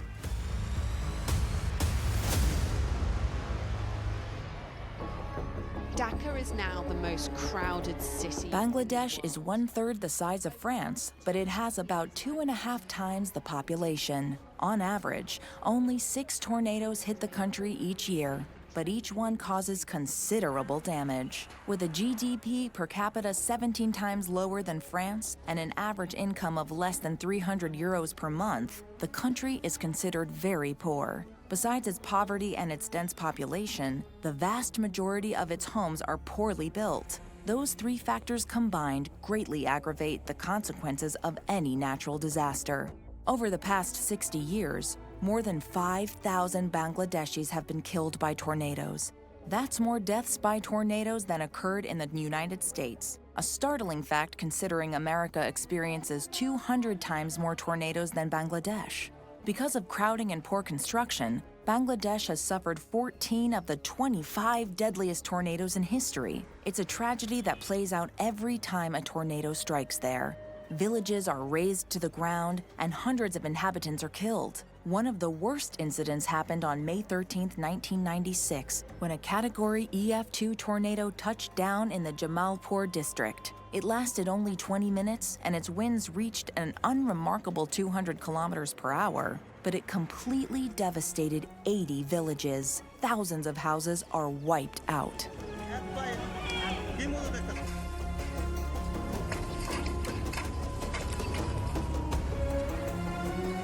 Besides the lack of an effective tornado warning system, after the storm, Bangladesh's emergency services were completely overwhelmed, leaving the survivors to fend for themselves. While trying to find food, water, and shelter, they also had to provide dignified burials for the storm's victims. And they had no outside help to rebuild their villages.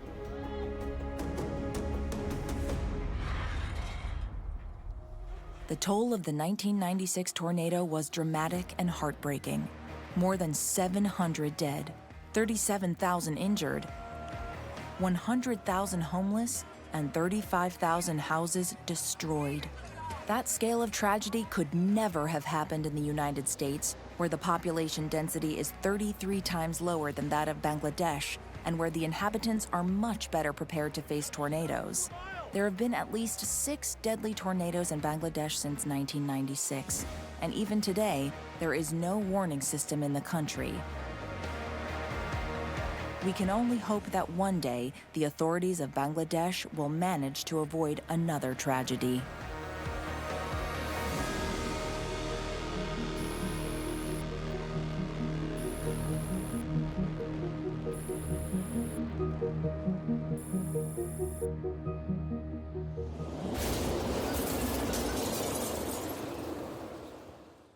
The winds are on the north, and it's coming back around. Tornadoes right here. Get the sirens going, I'm telling you. Fred, if you don't go south, we're gonna die! The United States experiences hundreds of tornadoes every year. And so, in second place on our ranking, is the one that distinguishes itself as the worst American tornado of all time. The tornado that hit Missouri, Indiana, and Illinois on March 18, 1925. It has been dubbed the Tri-State Tornado, and its scale is unprecedented. An average tornado has winds of around 160 kilometers per hour, lasts less than an hour, and travels on the ground for around 15 kilometers. The Tri-State Tornado was, by far, above average in every respect. It is 12:45 a.m. when the tornado hits Reynolds County. The rain and hail are so intense, the swirl of debris so thick, that witnesses believe that it's a cloud of dust. But it is indeed a Category EF5 tornado. Its punishing winds reach a whopping 480 kilometers per hour. The tornado will travel a long distance, crossing the immense plains of the Midwest. As it carves its deadly path, it will annihilate a succession of small towns, smashing them to bits one after another, leaving behind only rubble and the mutilated bodies of the inhabitants. It first strikes the mining town of Annapolis and almost entirely levels it. Then it crosses the Mississippi and destroys the city of Gorham. By that time, the tornado is nearly 2 kilometers wide and racing along the ground at over 100 kilometers per hour. The town of Murfreesboro is next to be devastated, its neat rows of houses reduced to nothing. 234 inhabitants are killed. A little further on, the town of DeSoto suffers the same fate. Then on to the densely populated working-class neighborhoods of West Frankfort. there, the hurricane claims 102 lives.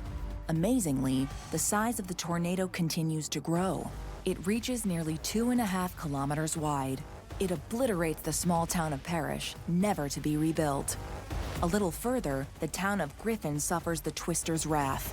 Next, the large industrial city of Princeton succumbs. It's one of the final victims.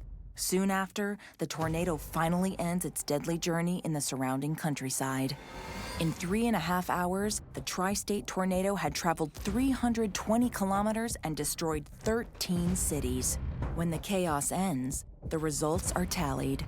651 people dead, 2,200 injured, and $2 billion of property damage are reported.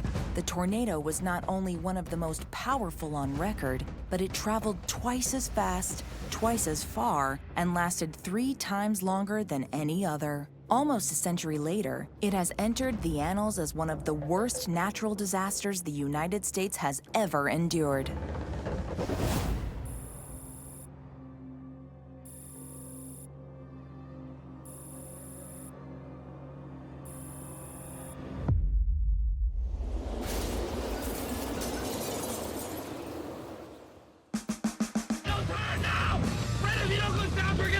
Finding yourself in the path of one of the worst tornadoes in history would undoubtedly be the most terrifying moment of your life, and probably your last.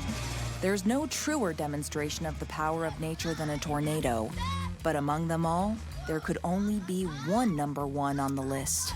And here it is, the 1989 tornado that tore through Bangladesh and the cities of Daulatpur and Saturya. Bangladesh, April 26th of 1989. Warm air from the Bay of Bengal crosses the Ganges Delta and meets cool air from the Himalayas. A large thunderstorm supercell begins to form over the region. At the same time, the jet stream blowing through the upper atmosphere is extremely powerful. It adds fuel to the formation of a tornado near the city of Daulatpur. By sundown, the conditions rapidly escalate. The emerging tornado becomes a Category EF4, measures 1.5 kilometers in diameter, and its winds whip up to 320 kilometers per hour. It touches down in the middle of a densely populated area, occupied by fragile houses. It's the worst possible scenario. The slums of the region don't stand a chance. As one survivor recounted, I saw clouds coming up in the sky, and the next moment, I was flying away with my home. The same scene repeats again and again along the relentless path of the tornado. When it's finally done, it will have blazed a trail 80 kilometers long. In only a few moments, a 600-hectare area is reduced to a field of ruin.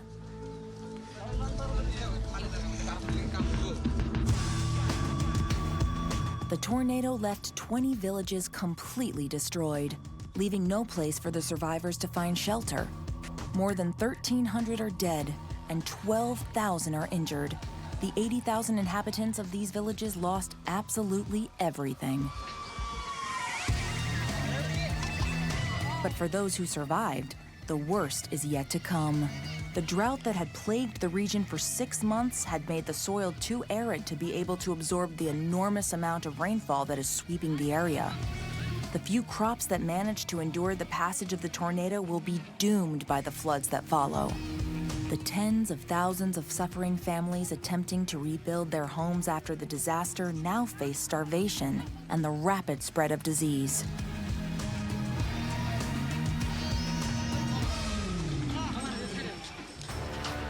The number of victims of the Daulatpur and Saturya tornado is unprecedented in history. We can only hope that an event like the one that struck Bangladesh in 1989 will not be repeated.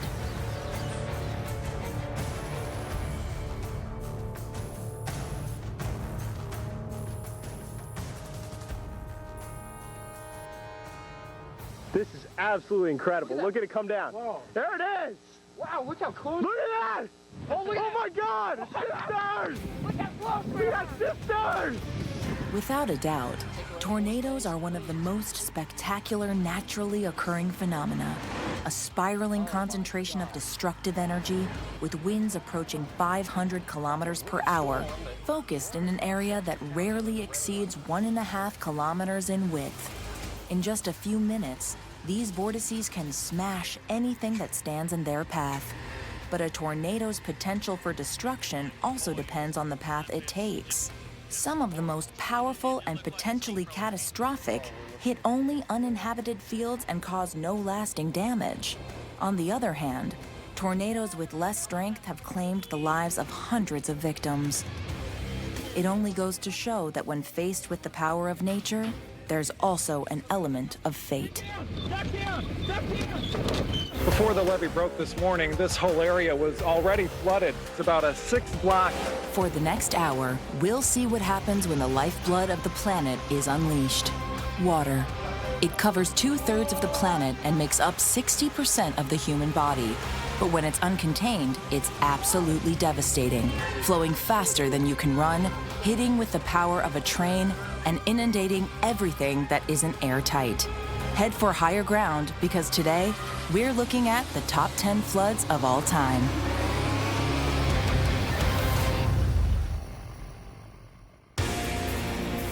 The blue planet. Even though we call our planet Earth, it's really mostly water.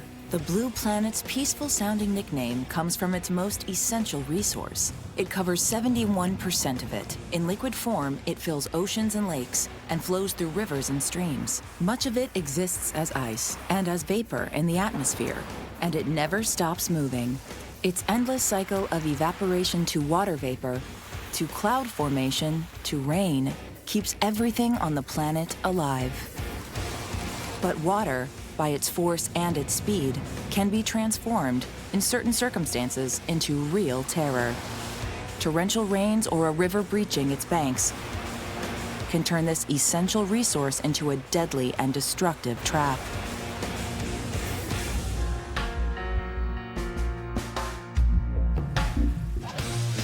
To classify the 10 worst floods that marked the planet, we study the human, environmental, and financial toll of these disasters that have occurred throughout history and around the world.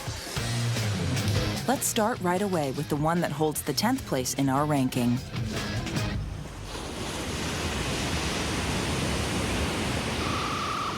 We head to Brazil, and more precisely, the region of Minas Gerais, in the southeast of the country. It was here in the city of Mariana that a terrible disaster took place in 2015. Mariana is a town of just over 50,000 inhabitants. Since the 17th century, it's been known for its precious stone deposits and has become the El Dorado of the mining industry. Among the players is the company Samarco, owned by the Brazilian giant Vale, and the Anglo-Australian BHP. The company built the Fundo Dam outside the city, which began operation in 2008. Its function? To store the millions of cubic meters of toxic castings generated by the operation of a nearby iron mine. But on November 5, 2015, the dam collapsed. More than 40 million tons of toxic mud pour over the region. Houses, cattle, farms. The torrent of sludge carries away everything in its path. The little village of Bento Rodrigues is wiped off the map in just a few hours. The wake of the tragedy leaves 19 dead, including several children. The toxic torrent pours into the water of the Doce River, killing millions of fish and destroying hundreds of hectares of forest as it spreads. The poisonous wave of waste sweeps nearly 650 kilometers through 2 Brazilian states, polluting everything along its unstoppable course. Experts estimate that it will take more than 20 years to clean up such an ecological disaster.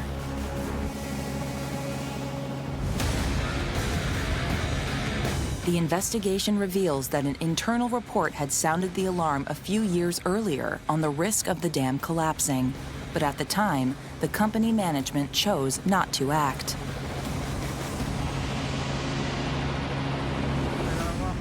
The mining giants Vale and BHP, owners of the Samarco company responsible for the disaster, were ordered to pay several $billion to clean up the region and compensate the victims. But the impact of this toxic flood still seems almost irreversible today. A Polícia Militar de Meio Ambiente fiscalizou a mineradora há 2 anos e não encontrou problemas na barragem. Unfortunately, this horrific event did not even serve as a lesson. Just 4 years later, on January 25, 2019, the Brumadinho Dam, located in the same state and belonging to the Brazilian giant Vale, still involved in the Mariana disaster, also collapsed, leaving 270 dead and a new ecological disaster. These 2 tragedies could undoubtedly have been avoided had the mining companies not been so negligent. Since then, an international investigation has listed 5 other mining dams in danger of collapsing. The future of the region depends on the maintenance work of these potential time bombs.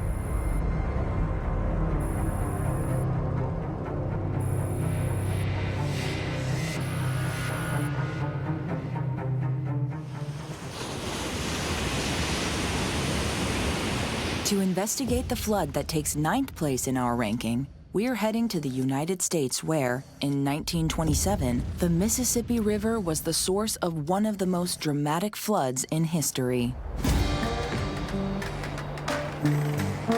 The Mississippi is the 2nd longest river in all of North America.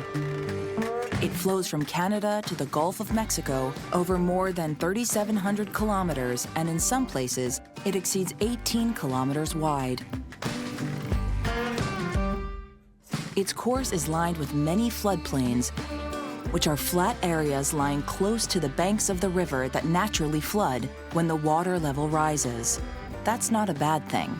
The frequent phenomenon provides beneficial consequences. In these places, the soil is regularly enriched with minerals deposited when the floodwaters recede. Floodplains are places often very rich in biodiversity and where people come to settle to take advantage of this abundance of resources.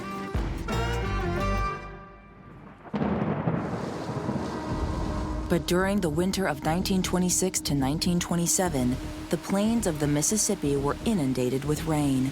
For several months, the rain continued to fall incessantly. The relentless influx of water overwhelmed the dikes built along the river to protect the surrounding communities. On April 15, 1927, torrential rains filled the bloated Mississippi beyond its maximum capacity. They triggered one of the 20th century's most tragic floods.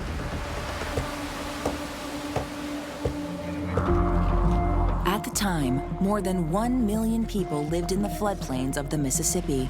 Within just a few hours, they would be flooded out.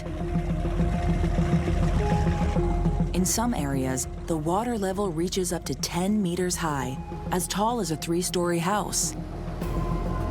The total flooded area is gigantic, more than 70,000 square kilometers of land, equal to the entire surface of Ireland. In some places, the width of the river expands to more than 130 kilometers. From Illinois in the north to Louisiana in the south, all the plains of the Mississippi are underwater. The impact of this record flood will last for 2 years. It is estimated that, in today's figures, it caused several tens of billions of dollars in damage. It's a figure that would have washed most countries into bankruptcy. Then, with appalling suddenness, came the beginning of the greatest depression of all time. In the United States, its impact on agriculture and the economy is so severe that some experts say it was one of the triggering factors of the Great Depression that brought America to its knees between 1929 and 1933. The tragedy also had far-reaching social and cultural consequences. The refugees had to be housed for months in emergency camps. At the time, segregation was the rule in the country, and inside the camps, while the whites have the right to come and go, the African Americans find themselves separated and treated like prisoners. The situation will push many African Americans into exile to the north, profoundly changing American society in the 20th century and beyond.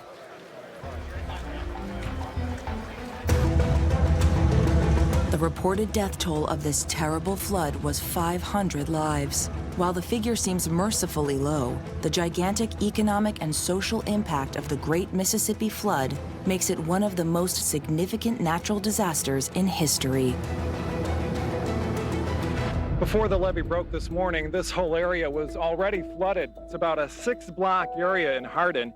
That means about 170 families have had to be evacuated. More than 65 years later, in 1993, another dramatic flood hit the region following torrential rains, this time in autumn. The entire basin of the Mississippi River and its tributaries, including the Missouri River, will again be underwater. Up and down the length of Missouri, there are more than 120 levees protecting towns, homes, and farmland from the swollen Mississippi River. This time, 50 people are reported dead, and the damage is estimated at more than $15 billion. Proof, once again, that nothing can stand in the way of the flooding of a river such as the Great Mississippi. Surrounding areas so quickly.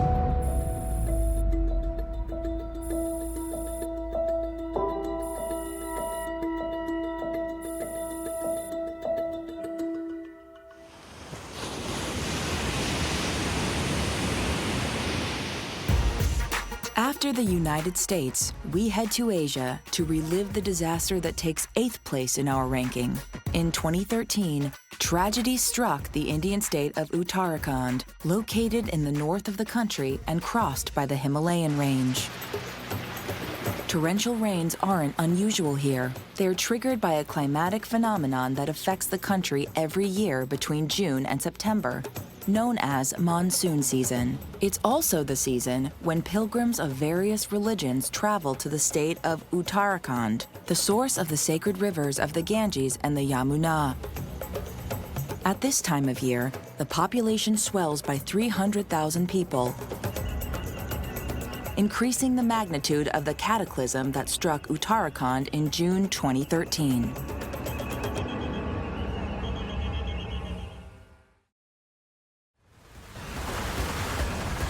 Between June 15th and 16th, precipitation reaches 10 centimeters of rain per hour.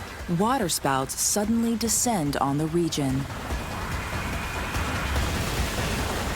The abrupt rise in water is more than the area can bear. Because the region sits at the foot of the Himalayas, rain on the mountainside floods down onto the ground below, adding to the inundation. And it isn't just the precipitation. As the powerful pounding rain hits the peaks of the mountain, it melts the snowcap and the glaciers, magnifying the catastrophe. In this flash flood, millions of cubic meters of rain and meltwater race down the mountainside and into the valley at high speed toward the vulnerable villages below.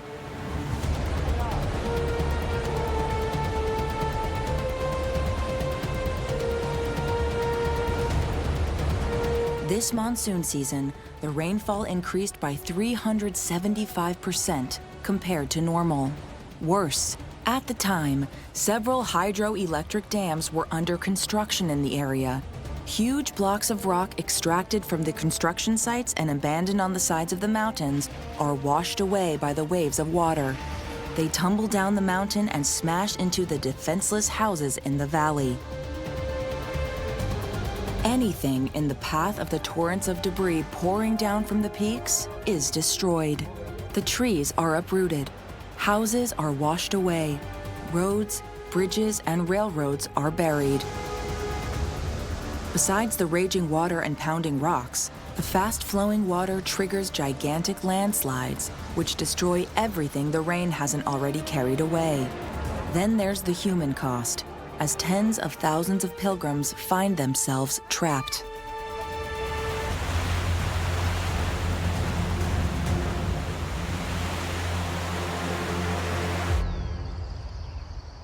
When the water finally subsides, a full measure of the destruction can be tallied. The monsoon leaves 6,000 dead and thousands homeless. The bodies washed away by the flood will be found several weeks later, miles away. Their decomposing corpses will lead to the spread of disease and pollute drinking water resources, further increasing the number of victims. The tragedy continues to haunt the surviving inhabitants, but for them, the nightmare is far from over and history can repeat. Climate change has already wrought consequences on the region, accelerating the ice melt in the Himalayas. And the next torrential rains that fall on Uttarakhand could well trigger a new disaster, even more destructive.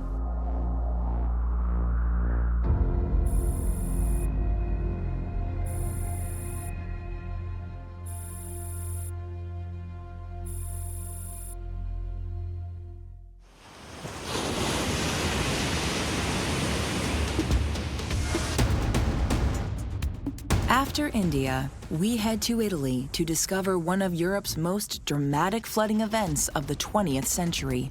It took place in 1963 in the former province of Pordenone in the northeast of the country. It is here that a gigantic project, the ill-conceived Vajont Dam, was built, a colossal construction erected between two steep mountains. The dam was intended to block the course of a river to create a new reservoir upstream of the dam. Built between 1956 and 1960 at the foot of Mont Toc, the work overlooks a valley where the village of Longarone and its 4,000 inhabitants were located. At the time, the 266-meter-high Vajont was the highest dam in the world, and it was the pride of the whole country, except that what the designers hadn't anticipated was that the two sides of the mountains on which it rested were not completely stable.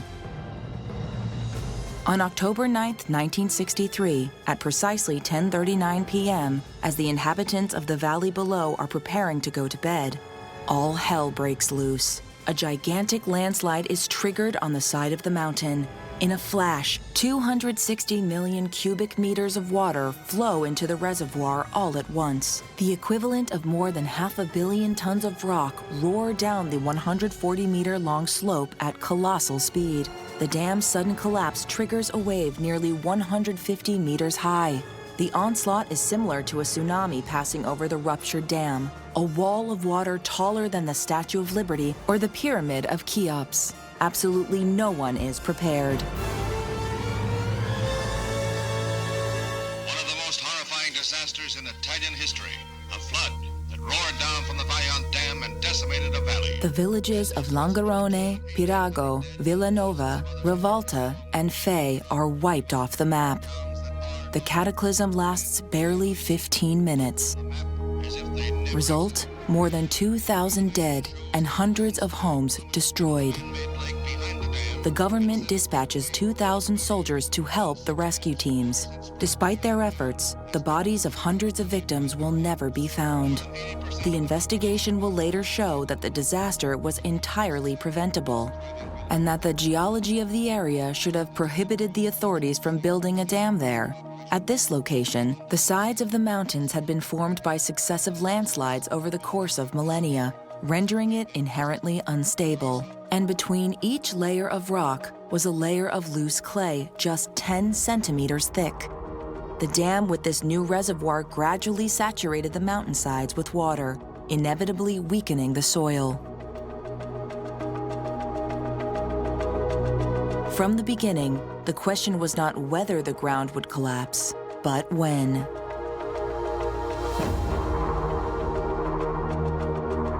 Following the disaster, the area was permanently obstructed by a gigantic hill, reaching 850 meters high, preventing the river from flowing at the level of the dam. The collapse deviated the course of the river so that it flows into a valley further to the east.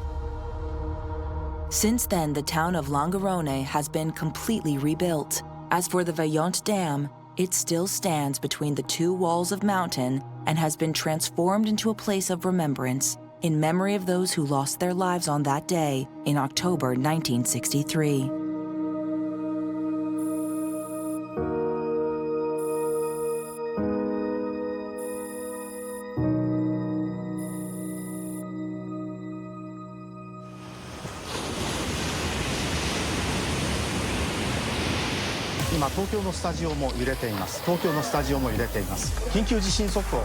After Italy, let's head back to Asia and, more specifically, to Japan. to discover the disaster which takes 6th place in our ranking. It occurred in 2011 when a terrible earthquake hit the Pacific coast of the Tohoku region. Tsunamis are among the most destructive events on the planet.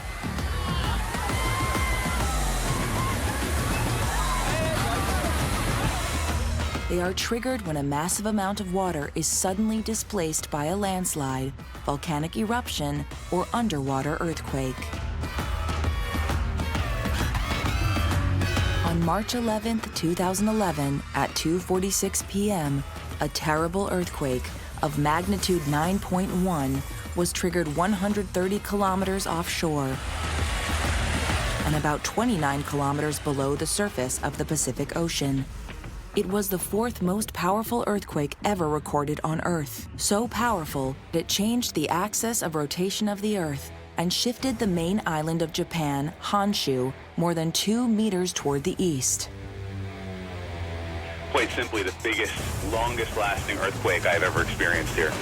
In an instant, the earthquake displaced billions of tons of water, causing the formation of huge waves that raced ahead at more than 800 kilometers per hour, about as fast as an airliner. The first waves, some 40 meters high, slammed the Japanese coast 30 minutes after the earthquake.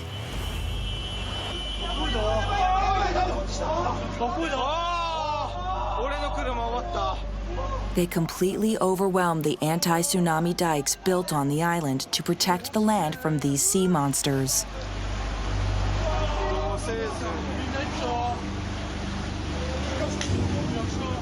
The surging water sweeps away absolutely everything. The waves toss cars and trucks around like toys, turning them into battering rams that smash into homes and buildings, creating even more damage.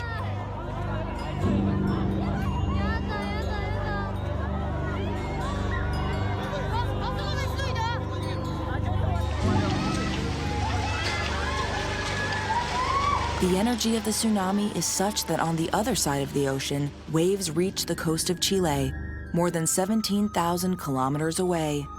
Even at that distance, they measure more than 2 meters high, an unimaginable power.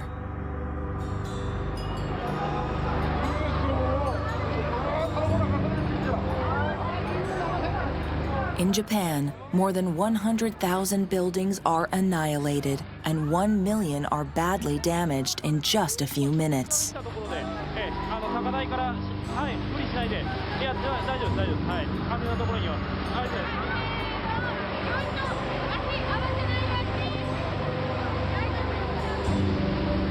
And while hundreds of thousands of Japanese people try desperately to survive in and around their homes, another drama begins to play out at the Fukushima nuclear power plant.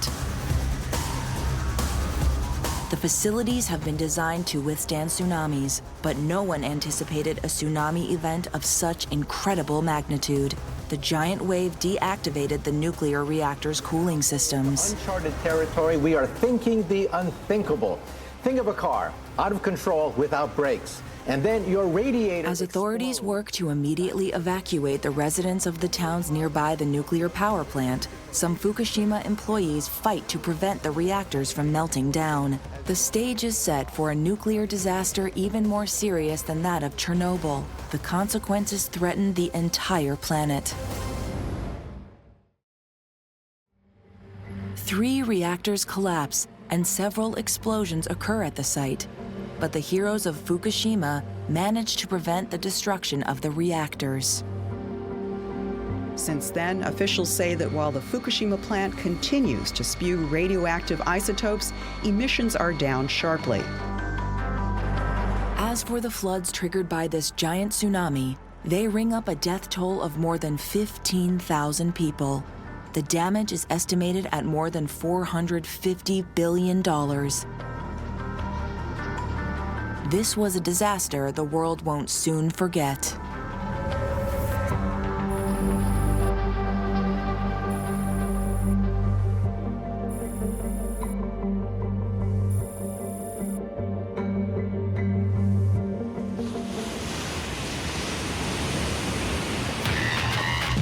Let's head now to South America to discover the event that earns the 5th place in our ranking.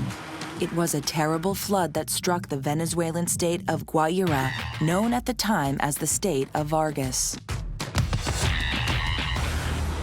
The region borders the Caribbean Sea, and most of the cities of the state are located on the coast. The densely populated area, with more than 300,000 inhabitants, is regularly hit by floods. So it's a situation that the people living there have more or less come to expect.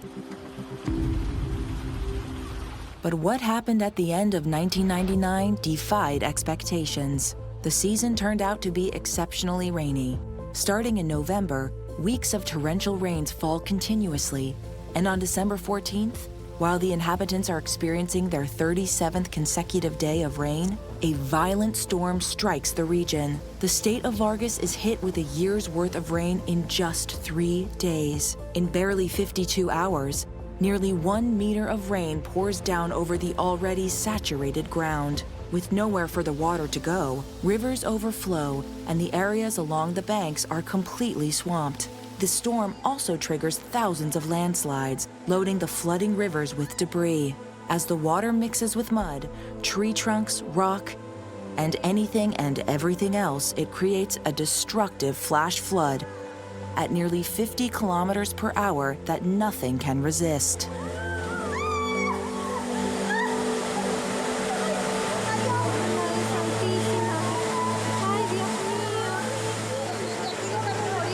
Hundreds of vehicles and homes are swept away. Surprised by the speed and magnitude of the event, the Venezuelan authorities have no time to order evacuations, and many residents stay home, thinking they are safe, just waiting for the deluge to stop. Their decision proves fatal for most of them. One by one, muddy mountains slide into the sea in wave after wave that swallows the inhabited areas along the coast. Huge swaths of coastal towns are wiped off the map in an instant. Buildings get washed out to sea or simply buried under a 3-meter thick layer of mud. Entire towns have been swallowed up by the mud, and many victims are believed to be buried under it all. Most of the roads and bridges are destroyed, and 96 kilometers of coastline devastated.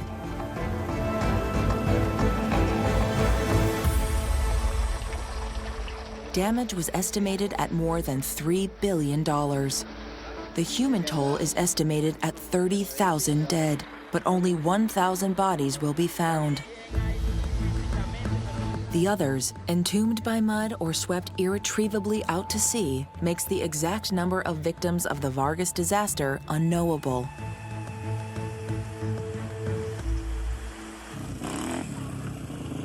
In the aftermath, many residents pin the blame for the catastrophe on the government, and especially on President Hugo Chavez. At the time, Chavez had been president for just 10 months, and the country was in the middle of an election to change the constitution.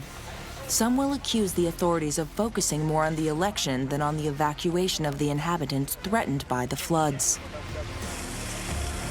The drama demonstrated how unprepared the Venezuelan authorities were to deal with such a disaster.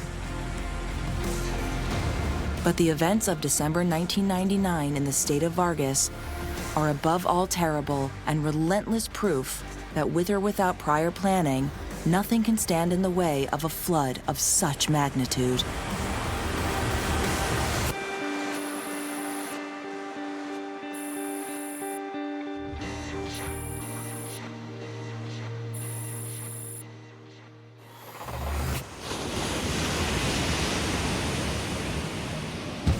After South America, let's hop over to Africa. The flood that takes 4th place in our ranking covers more than a single country and spans more than a single event. It concerns almost the entire sub-Saharan Africa. The phenomenon is considered by some to be one of the worst natural disasters of all time. 97 tulikuwa huku, El Nino ilikuwa, El Nino ingine imekuja, El Nino ingine imekuja, na tujaiona maneno kama hizi. Most countries on the African continent are subject to a recurrent cycle of droughts and floods. These events have always had an impact on the population, but they have also enabled people to survive in arid areas. Because after a period without precipitation, the rain is essential to replenish the water tables and recharge the soil with minerals essential for agriculture. But the climate change unfolding during the 20th century has drastically changed the equation, and Africa is experiencing a succession of events with increasingly catastrophic consequences. Over the past 40 years, the continent has been hit by 3 times as many droughts, 4 times as many storms, and worse, 10 times more flooding than ever before. And when heavy rains fall on an arid zone, the consequences for the inhabitants are terrible. Because in these regions, the earth can't absorb the sudden inundation of so much water. Worse, excessive deforestation for agriculture and livestock has only intensified the already dire situation. Without trees, the soil becomes even more vulnerable to erosion, and the risk of landslides increases considerably. The grinding poverty of many countries in sub-Saharan Africa amplifies the misery of each event. It is estimated today that 70 million people living in extreme poverty conditions are threatened by recurrent risks of flooding. And when floods strike, the inhabitants can lose what little they have in an instant.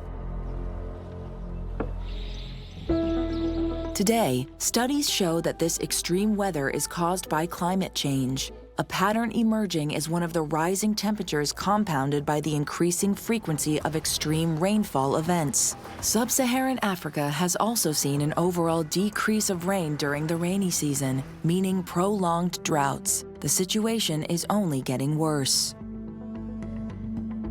Over the past 20 years, more than a dozen countries in Africa have been hit by the worst floods in recent history.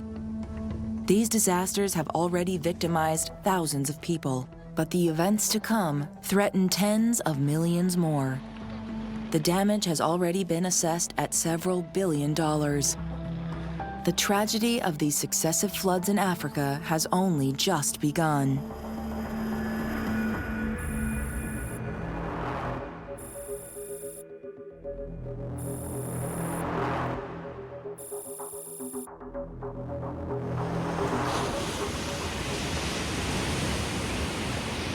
Both Chinese and Japanese are accused of causing the breach, but the Yellow River has a way of breaking its own banks. Here is an actual gap with water streaming through. After Africa, let's return to Asia to witness the event that earned 3rd place in the ranking of the worst floods in history. It took place in China in 1938, in the heart of Henan Province. A new spirit of unity animates ancient China. By the end of the 1930s, China had been plunged into a bloody civil war for more than a decade. Country is divided in two. Part of the population is under the control of the official nationalist government, under the leadership of Chiang Kai-shek. The rest is controlled by local lords, or Chinese Communist Party insurgents.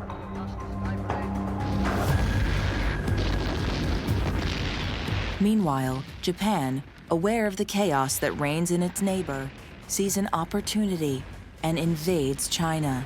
In 1937, the Second Sino-Japanese War begins. From the month of August, the Japanese Imperial Army quickly seizes the main cities of the country. The fighting is incredibly violent, and in June 1938, Japan already wins control of northern China. Seemingly unstoppable, Japanese troops continue to advance through the heart of Henan Province on their way to Wuhan, one of the largest cities in the region. Pushed to the brink, Chiang Kai-shek make a rash and cataclysmic decision. Now, as the Japs advanced on Chengchao, the Chinese blew up the southern dike of the Yellow River.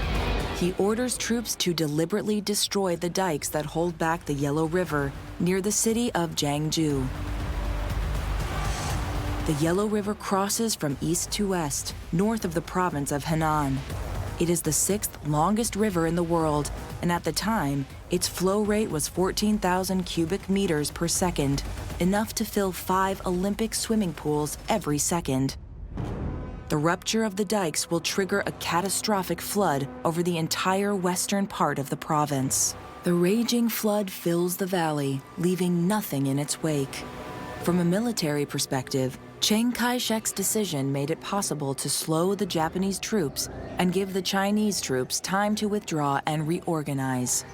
But in human terms, the disaster didn't differentiate between soldiers and civilians. The inhabitants of Henan province will be the collateral victims of the Chinese leaders' brutal strategy. Work not of armies, but of nature. The Yellow River is in flood, driving hundreds of thousands from their homes and delaying the Japanese advance.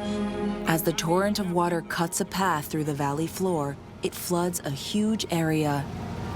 In some places, the width of the river exceeds 64 kilometers, and the average depth of 2 meters makes all the infrastructure in the region impassable. And so another migration is underway of villagers seeking dry land. More than 90% of villages in Fugo County are wiped out. Much of the agricultural land is submerged, covered in a thick layer of silt that will make it unfit for cultivation for several years. Over the next few weeks, the flooding will spread, and faced with the power of the waters, other dikes will give way in turn. In total, more than 130,000 square kilometers of land will be buried under the waters.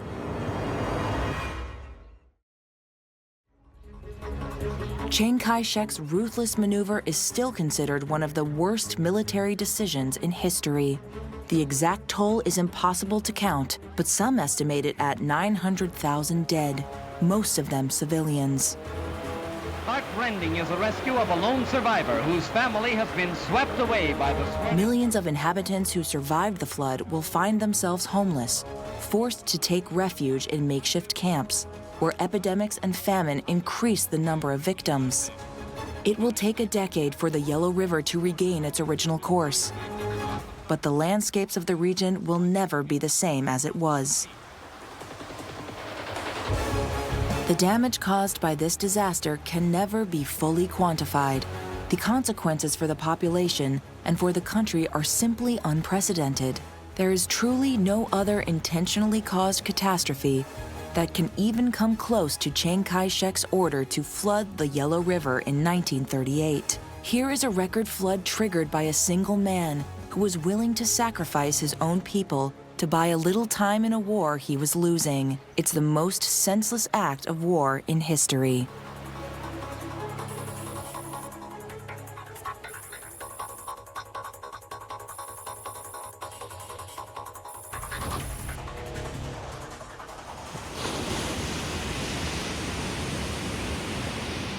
The clock frozen at 8:30. The time, the date, the year. Indonesia will never forget. We'll stay in Asia to explore the event that takes second place in our ranking. We head to Indonesia, where a cataclysmic tsunami struck the coast in 2004.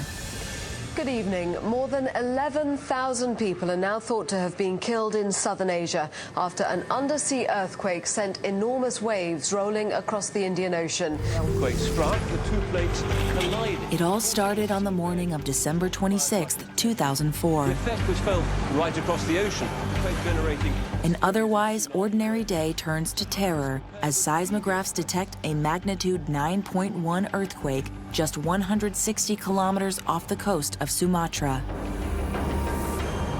After Chile in 1960 and Alaska in 1964, this is the third most powerful earthquake ever recorded. It releases energy equal to 20,000 Hiroshima bombs. The power of the earthquake is so ferocious that it temporarily alters the rotation of the Earth. The tremors are felt within a radius of several thousand kilometers. For 10 long minutes, the Earth will shake and the seabed will tear apart over an area nearly 1,000 kilometers long. The tremors instantly trigger giant waves that break in all directions, and especially on the coasts of the Indonesian islands. For inhabited areas located on the edge of the ocean, the consequences are apocalyptic.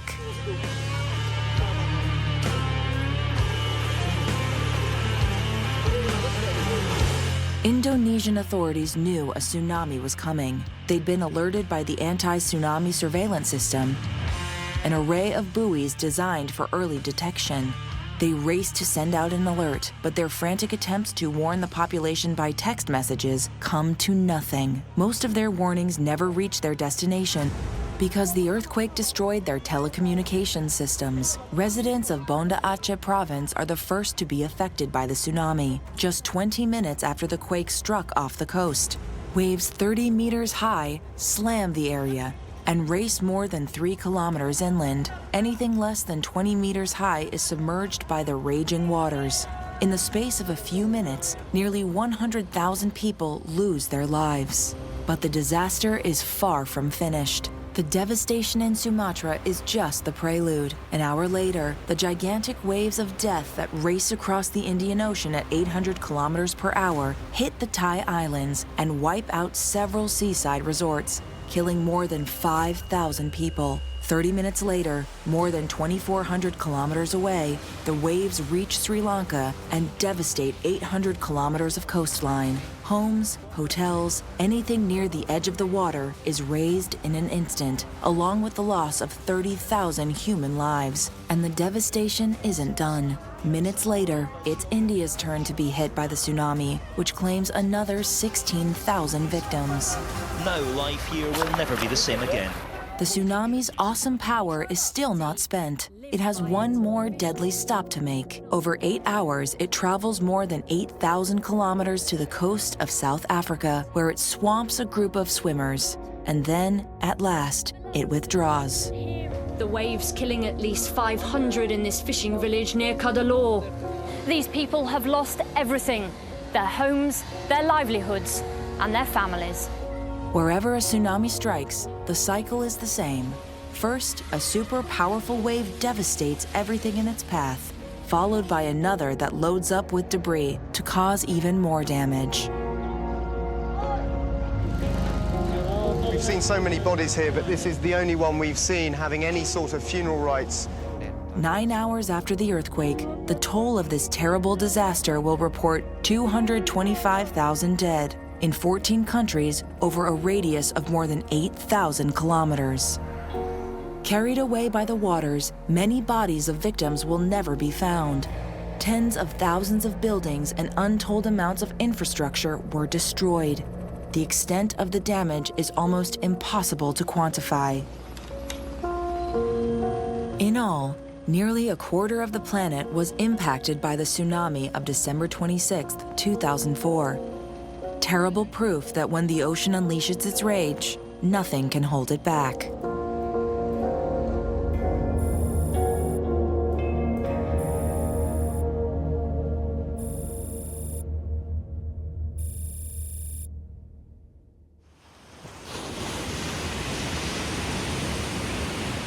Now, as the Japs advanced on Chengchao, the Chinese blew up the southern dike of the Yellow River. Our ranking of the planet's 10 worst floods has already taken us to China in the late 1930s, when the country's leader, Chiang Kai-shek, had the dikes of the Yellow River destroyed in 1938, causing the death of several 100,000 people. The city of Hankou now underwater. And now we return to China to discover the watery event that takes the terrible ranking of first place in our countdown. The disaster occurred just 7 years before the Yellow River disaster in 1931. It hit Hubei province, and it surpasses anything we have seen so far. Chinese armies valiantly defended their city. At the time, China is already in the throes of a brutal civil war, and the official Chinese government is battling against the communists. The war leads to a worrying depletion of resources and is ravaging the country's economy. Too busy fighting and in dire need of funds, the government unwisely decides not to carry out the work needed to prevent the risk of flooding of the Yangtze River, which crosses the country from east to west. At 6,380 kilometers, it is the longest river in China, the third longest river in the world. But the winter of 1931 is particularly brutal. The snow never seems to stop, and a thick blanket of it quickly smothers the sides of the mountains that surrounded the city of Wuhan, capital of Hubei province. In the winter, it's not a problem. But when the spring thaw comes, the situation begins to get a little worrying. Snow melt quickly overflows the Yangtze River, and the first floods infiltrate areas near the river. Things grow more dire by summer. In July 1931, nature proved to be merciless. 8 cyclones successively hit the region in barely 1 month. Then continuous rainfall triggers the worst flood in history. 60 centimeters of water pour into the region in less than 30 days, causing the smallest dike in the river to burst. The floodwaters submerge thousands of square kilometers of land. It destroys the crops. It wipes out the grain reserves. But the worst is yet to come. The floods destroy the walls protecting the city of Wuhan, at the time one of the most densely populated areas on the planet. With nothing to slow it down, the invading wall of water sweeps through the city, destroying everything in its path and killing thousands of people. And as the calamity plunges Wuhan into chaos, the rain continues unabated, and the high-speed floods keep coming.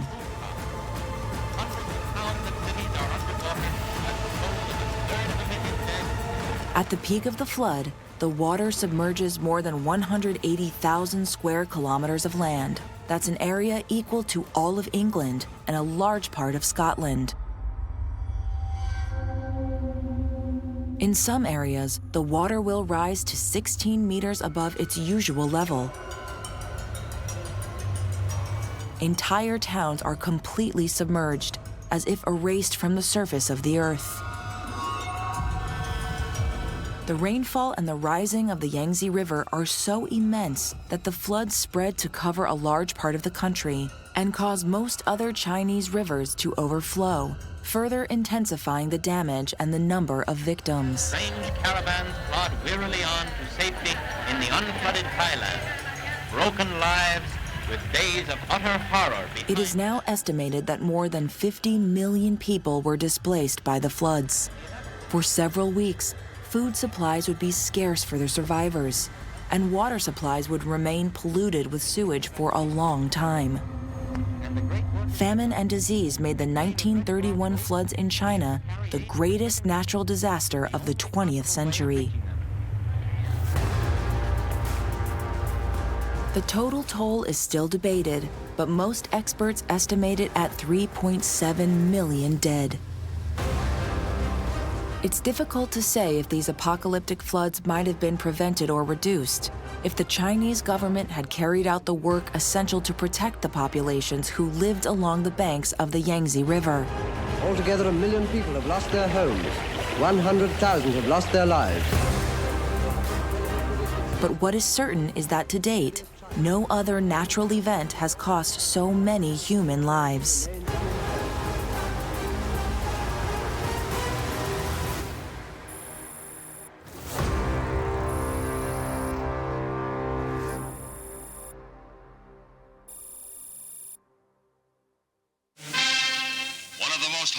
Disasters in Italian history. A flood that roared down from the Vaillant Dam and decimated a valley. Best estimates put the toll at 1,800. These are powerful images of the worst floods in history that prove to what extent nature picks its battles and plays by its own unchanging, indifferent rules. And while water is essential to life, when faced with the terrible damage caused by these disasters and the number of victims they left behind, the conclusion is clear. Nothing can thwart the devastating power of water. Our past is punctuated by tragedies that have traumatized entire generations around the world. But our future doesn't look much different. We are already threatened by climate change and the increase of extreme weather events. Wherever we are in the world, we must find out how to better predict floods and to learn to anticipate and deal with them. Because, let's face it, water always wins. Hurricane Katrina, the monster storm, downgraded during the night, but she is still a very dangerous storm. Over the next hour, we'll see the devastation wreaked by winds that exceed the speed of a racing car, huge storms that cover half a continent, and cyclones that drop a year's worth of rain in a single day. Strap yourselves in and hold on tight to something secure, Because today, we're going to look at the top 10 hurricanes of all time.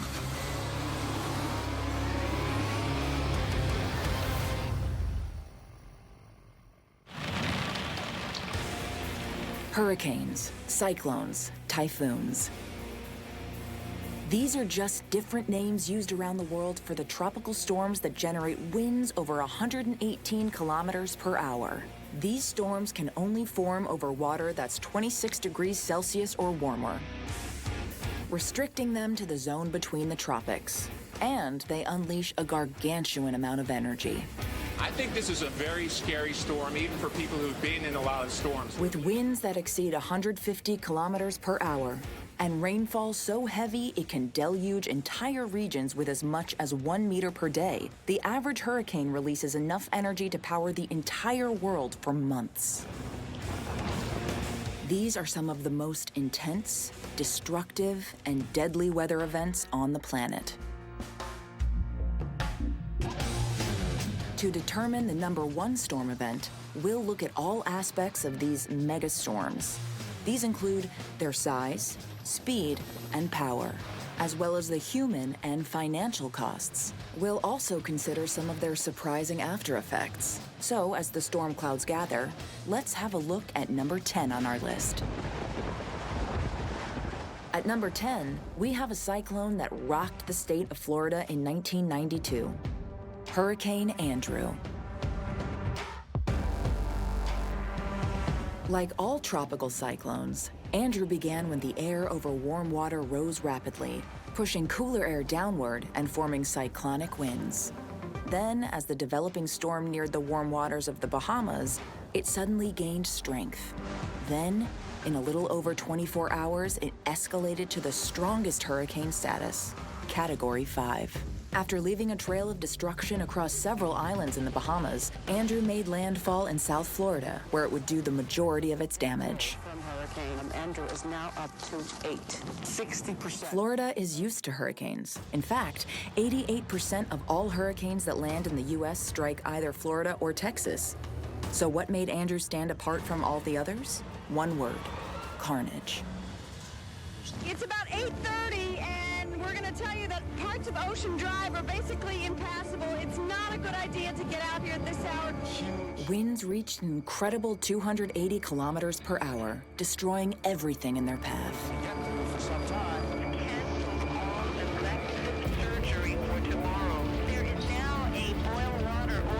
In its 12-hour journey across Florida and Louisiana, Andrew ripped apart thousands of homes. Even the strongest buildings could not withstand the power of the cyclone. Even worse was in store for thousands of Floridians who lived in mobile homes. Mobile homes that were in Andrew's path didn't stand a chance, reduced to splinters. Thousands of families lost everything. It's estimated that 25,000 people permanently left Florida. Hurricanes are indiscriminate, though, so nature itself was also punished. In the Everglades, 30,000 hectares of trees were felled, making the landscape unrecognizable and changing an entire ecosystem for a generation. In Louisiana, the bayou suffered terribly. Nearly 200 million freshwater fish were killed, and 15,000 boats were destroyed. Some businesses would never recover. You don't have to have your home destroyed to lose everything. Fortunately, hurricanes can't travel far once they move inland. They're powered by the warm water of the sea, so once they lose access to their ocean fuel, all they're doing is losing vast amounts of energy. But that fact alone doesn't make inland areas safe. In a deadly twist, Andrew caused even more death and devastation when it spawned more than 60 powerful tornadoes that tore through neighboring states. Baptist Hospital, where the victims of Hurricane Andrew are just coming by the dozens. During the time that we were there were 50 people crowded into the emergency. By the time Andrew and all its offshoots had exhausted their energy, 65 people were dead. At the time, experts assessed the damage at $25 billion, the equivalent of $55 billion today. Hurricane Andrew is still considered one of the most destructive hurricanes in U.S. history.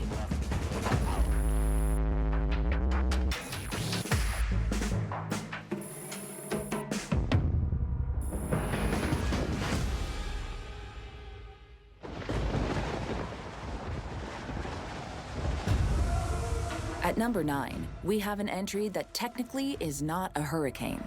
The great storm that caused devastation in the UK and France in 1987. Because of the warm water and steady winds required to form tropical storms, it's very rare for them to ever make landfall as far north as Europe. But subtropical storms can bring hurricane-force winds. This storm even taught meteorologists a thing or two, despite what Michael Fish of the BBC told the British public on the evening news. Earlier on today, apparently, a woman rang the BBC and said she heard that there was a hurricane on the way. Well, if you're watching, don't worry, there isn't. But having The truth was, hurricane-strength forces were on their way, and they were going to wreak havoc. At least 17 people have been killed and hundreds injured by the worst storms to hit Britain in nearly 300 years. When the storm hit northern France and southern England in the early hours of October 16th, it brought winds of up to 130 kilometers per hour. That was the strength of a Category 3 hurricane. This kind of storm only strikes once every 200 years. These once in every 200-year winds were caused by an undiscovered at the time phenomenon called a sting jet. A sting jet happens when very cold air falls into a storm front and adds power. And on this occasion, lots of power. Thousands of buildings were damaged, ships were wrecked in harbors, and more than 15 million trees were uprooted. A figure so high it shook confidence in the global timber market. There was chaos everywhere you looked. En 24 heures, la tempête a littéralement balayé tout l'ouest de la France. Fortunately, the storm hit in the middle of the night, when most people are safe at home. As a result, the loss of life was relatively low. Only 18 killed in the UK and 22 in France. But that was the only good timing the storm demonstrated. Britain woke up to a crippled transport network. Millions couldn't go to work, and as a result, the London Stock Exchange closed early. Ordinarily, that would be an inconvenience rather than a problem. But on this occasion, the New York Stock Exchange was in the middle of an historic plummet. London's inability to respond to Wall Street impacted markets across the globe. London was unable to react until its market reopened the following Monday. That day became known as Black Monday. Over the days following the storm, more than $4 trillion was wiped from exchanges around the world. Millions were left bankrupt. But experts say it's not going to be confined to... Would that have happened if the Great Storm hadn't struck? It's impossible to say. But if we attribute any of Black Monday to the Great Storm, that would make it far and away the most costly storm in human history.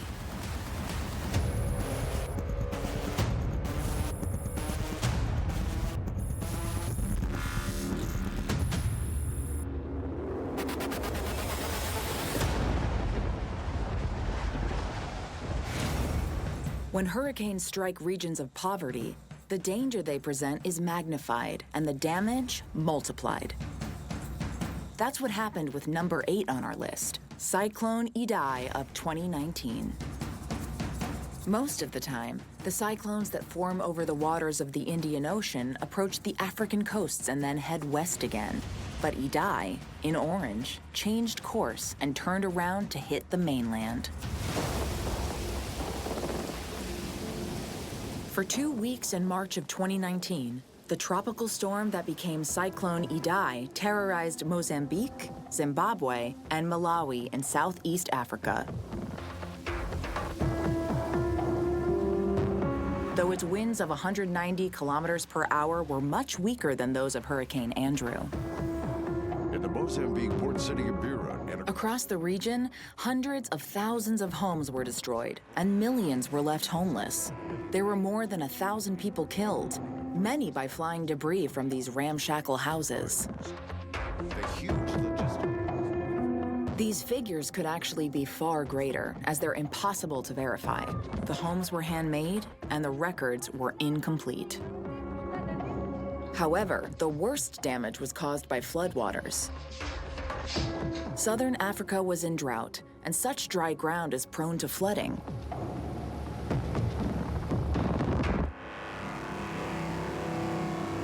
While hurricanes are out at sea, they gather up huge volumes of water, and sooner or later, what goes up must come down. The rain is making Chizine's job that much harder. The torrential rain from Idai caused major problems, but it was the cyclone's storm surge that delivered Armageddon. The storm surge way back in 2016, getting out of the way was what exactly is a storm surge? All tropical storms generate storm surges, a combination of the high winds pushing the surface water and low air pressure causing sea levels to rise. This combination makes tides significantly higher than normal. As a result, water can sometimes surge hundreds of kilometers inland. This is what storm surge looks like. It's a fast-moving, fast-rising flash flood. In Mozambique, a storm surge of 4.5 meters hit a region where much of the land is below sea level. The floods were so vast, they could be seen from space. Entire cities were completely cut off. One of Mozambique's most important cities, Beira, was practically destroyed in its entirety. The country's infrastructure ripped up, obliterated. The country was brought to its knees.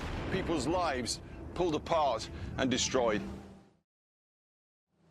Tropical cyclone Kenneth swept over the Comoros Islands off Africa's east coast on Wednesday. Unbelievably, just 6 weeks later, as survivors attempted to salvage what they could from their wrecked communities, they were hit by Cyclone Kenneth. The only reason it was less destructive was simply that there was little left to destroy. Heavy rains and powerful winds, it tore down homes, trees.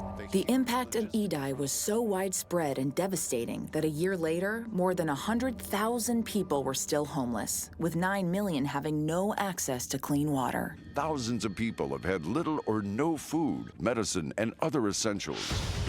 It's estimated that Cyclone Idai killed just under 2,000 people.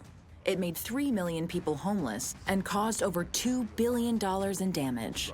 But that's $2 billion in a country where the average wage is less than $10 per week.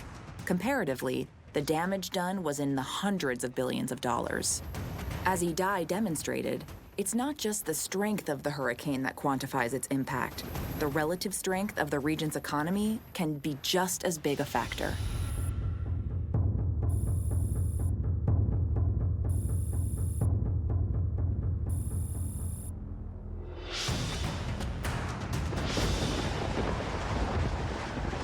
Right now, it is the worst that I have seen. I can hear the roofing of buildings here in San Juan coming off. If a hurricane is heading towards you, your best advice is to get out of its way. But our number 7 storm shows that's not always possible. It's Hurricane Maria that struck Puerto Rico in 2017. Puerto Rico is a small, densely populated American territory on the edge of the Caribbean, and right in the middle of a hurricane hotspot. Most of the time, the island's diminutive size works in its favor, and it only suffers glancing blows every 6 or 7 years. But when you live in the path of hurricanes, sooner or later, your luck is going to run out. And in September 2017, Lady Luck turned against Puerto Rico in a big way. Hurricane strength is measured from categories 1 to 5 on the Saffir-Simpson scale. Powerful Hurricane Maria making landfall right now on Puerto Rico. With 1 being fairly weak winds of 63 kilometers per hour and any winds over 251 kilometers per hour labeled as category 5. Winds can get a lot faster than that, but the scale stops at 5 because the fact is, once you're over that threshold, the damage is comprehensive. 2 weeks earlier, Puerto Rico had just been lashed by the tail of a Category 5 hurricane named Irma. Then Maria came, and the island was devastated by another Category 5 that landed with full force and wreaked havoc. The eye of the storm, famed for its eerie calm, but surrounded by the most powerful winds located in the eye wall, was directly over land for the duration of Maria's passage. Early on, During what's called an eye wall renewal cycle, the eye tripled in size, making the storm much more powerful, packing intensified winds across a diameter of more than 80 kilometers. Puerto Rico is only 56 kilometers wide. As Maria cut a swath from one end of the island to the other, it passed over mountains. These served to slow the winds down, but squeezed ever more rainfall from the storm. Some areas received as much as a meter of rain in 24 hours. That's about 1 million tons of water for every square mile.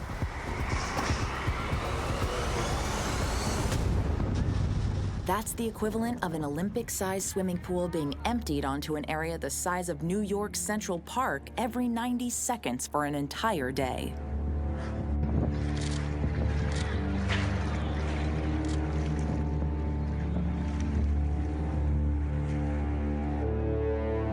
All day, army trucks went back and forth through the floodwaters, bringing out people who'd spent a terrifying 24 hours. First in the storm, then in the floods, and then waiting for help to come. Streams were instantly transformed into rivers, and what were once roads and town squares quickly became lakes.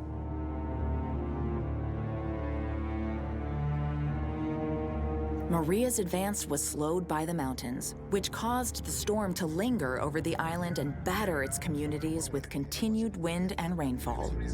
By the time the storm had moved on, nearly every one of the 3.4 million residents felt its impact. And this is why, in this neighborhood near the capital, everything is gone. The neighboring island of the Dominican Republic declared that they had lost everything money could buy. In fact, every house on the island was damaged, and all their crops destroyed. The damage was assessed at over twice as much as the tiny nation's entire GDP. It forced them to change the entire basis of their economy. The entire country has been reduced to a debris field.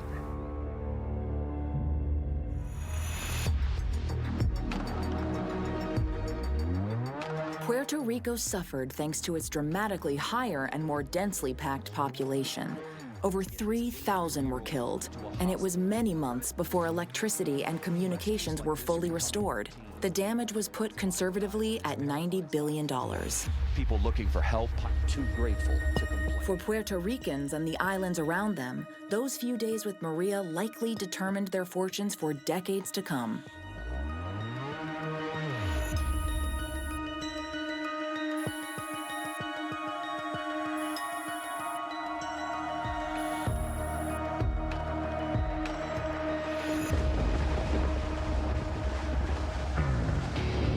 To get an idea of what the future might hold for Puerto Rico, we need only look at the countries of Honduras and Nicaragua, who were hit by our number 6 storm in 1998, Hurricane Mitch. Central America is one of the world's most impoverished regions, and Honduras, one of its poorest countries. If it was subjected to a direct hit by a hurricane, it was always going to be bad.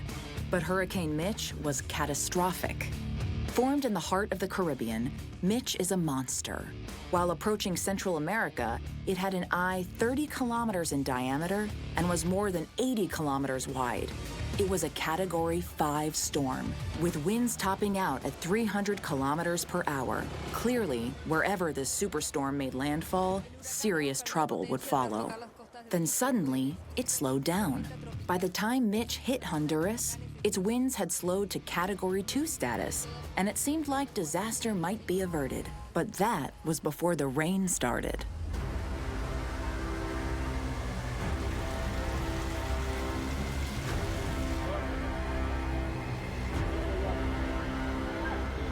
As the storm built to a vast size and power over the Caribbean Sea, it engulfed billions of gallons of seawater. As it slowed down, it could no longer hold the water. The rain that followed was inevitable. The deluge lasted for 3 full days. Over those 3 days, the highest official measure of rain in some regions was reported to be 2 meters of rain per day.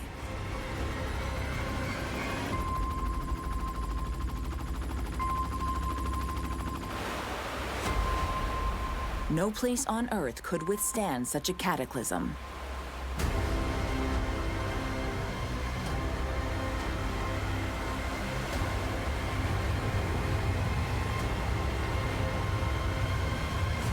That's what faced the inhabitants of Honduras and neighboring Nicaragua. And of course, there is the overriding need for food and for medicine. Without it, these people will not be able to help themselves. Entire communities were destroyed within hours from mudslides and floods with water 12 meters deep. Nationwide, Honduras lost 75%, both of its transportation network and all its crops, and rendered a quarter of its population homeless. 2 million people made destitute because of rain. Villages where entire homes and families are no more. President Flores, who had been overseeing a growing economy, claimed that this single storm had cost his country 50 years of progress. Hurricanes can simultaneously wipe away history and devastate the future. Despite the storm's relatively weak wind speeds, over 11,000 people in Honduras and Nicaragua were killed, and as many were listed as missing. Hurricane Mitch became the deadliest Atlantic hurricane in over 200 years. The damage to property and infrastructure ran to the billions. But when a nation's entire economy is pulverized by an event like this, it's impossible to put a true figure on the economic consequences. 25 years later, those countries are still suffering the after effects of Mitch.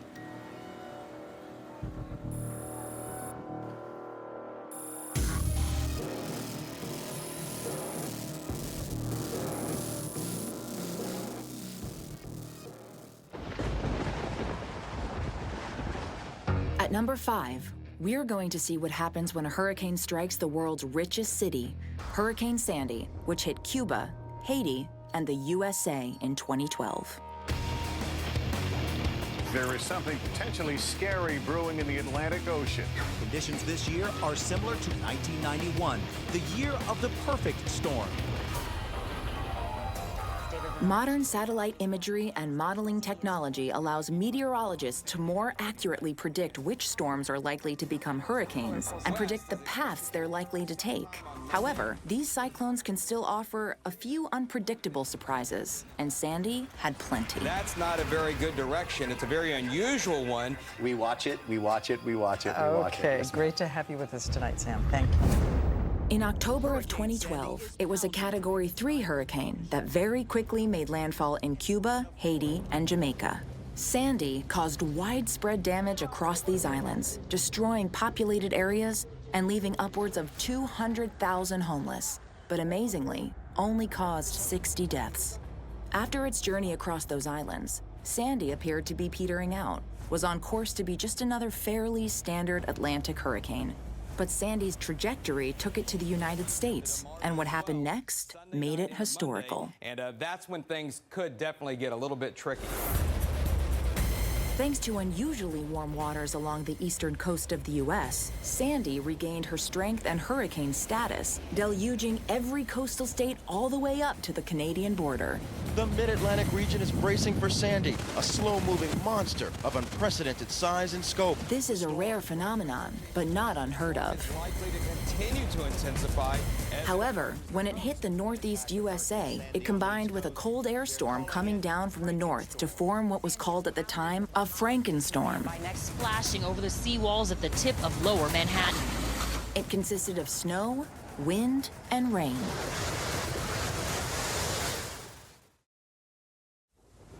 Statistically, Sandy is the largest storm ever recorded. It had gale-force winds across a 1,600-kilometer diameter. The storm's size would have covered all of Central Europe, from Edinburgh to Marseille, and Barcelona to Berlin. A storm with such power and fury could only be fatal.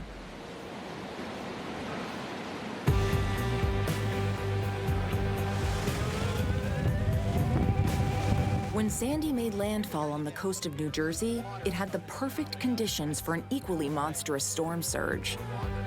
Landfall occurred at night, during the high tide, and during a full moon, which makes it the highest of high tides.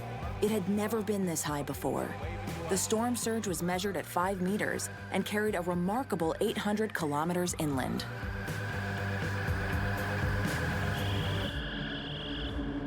Down here, it is almost completely dark. The storm was so powerful that the residents of New York City, the city that never sleeps, could only hunker down for a nap. But downtown, it's clear the Big Apple took a big hit. Lower Manhattan, normally vibrant and bustling, now looking eerily like something out of a disaster movie. Hoping to keep people safe, the city shut down mass transit. The subway and other transport networks were shut down for days, a vanishingly rare occurrence for a system that usually runs 24/7 all year round. Large areas of Manhattan were flooded.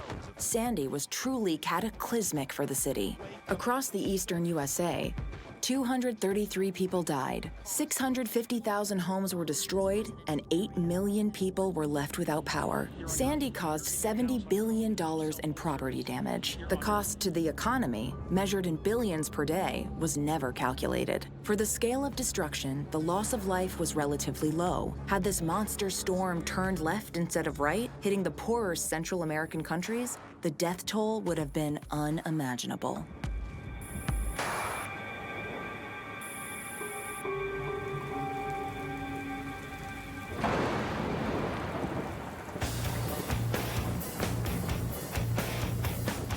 Cyclone recording keeping started in 957 AD.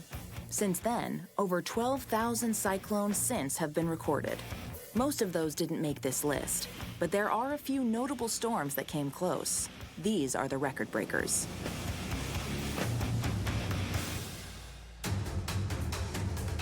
Cyclone Olivia, that hit Western Australia in 1996, has the fastest recorded wind gusts, reaching an incredible 420 kilometers per hour, which is faster than the speed of an F1 Indy car.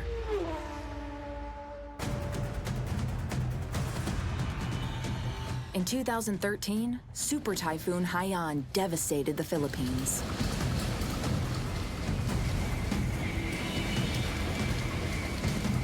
With winds estimated at 315 kilometers per hour, it is considered to be one of the strongest typhoons ever recorded in the region.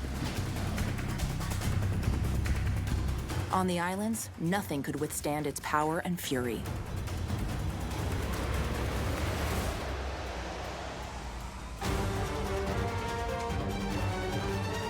Cyclone Hyacinth submerged Reunion Island in 1980. Il pleut à verse sur le département.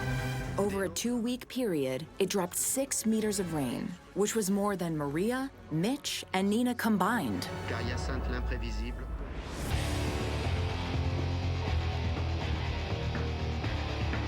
And last, in 1994, Hurricane John set the record for being both the longest lasting and the most traveled.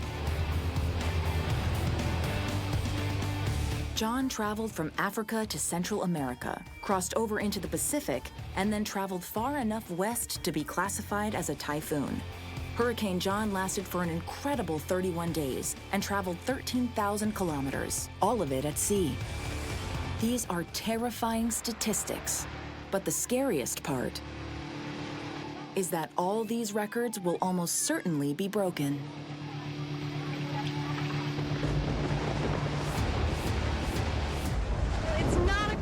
To get out here at this hour. So far, the damage and destruction we've seen has been largely unavoidable. But in some storms, there are human factors that contribute to the catastrophe. That was the case with our number 4, Typhoon Nina in China. Nina struck in the middle of the 1975 storm season. It had already caused considerable damage in Taiwan before making landfall again in southern China. China is used to the sort of winds that come with typhoons. Nina's winds were relatively weak, clocking speeds of just 180 kilometers per hour.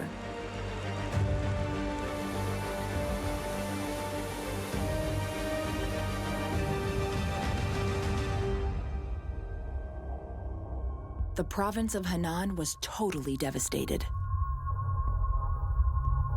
On day 1, Nina dropped 1 meter of rain on China. That's more rain than a country like the UK expects to see in a full year. The deluge was enough to cause cataclysmic flooding and landslides. Henan province has hundreds of dams that were built to provide electricity to the region. They were built to rigorous standards, and are expected to withstand the kind of rainfall that only happens once every 1,000 years. Those standards were nowhere near what they were being exposed to. Under the incredible extra weight of all that extra water, 62 of the region's dams collapsed, releasing massive walls of water that didn't simply flood. They wiped towns and villages off the map. 12,000 square kilometers of land, an area the size of Hawaii, was inundated with water. More than 30 cities were completely flooded and cut off from the rest of the world. The official death toll from Typhoon Nina stands at 240,000.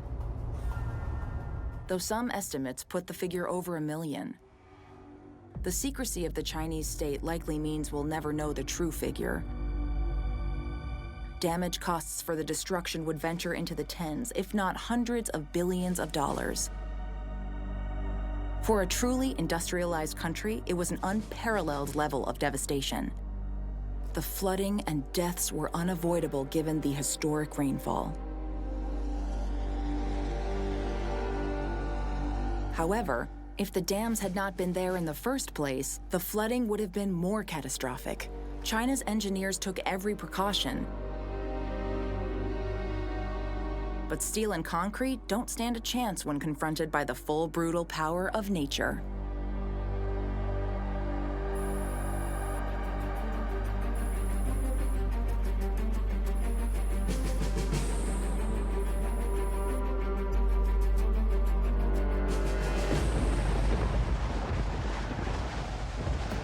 If Typhoon Nina showed unavoidable human failures, our number 3 demonstrates the damage that sheer negligence can cause. It's Cyclone Nargis from 2008.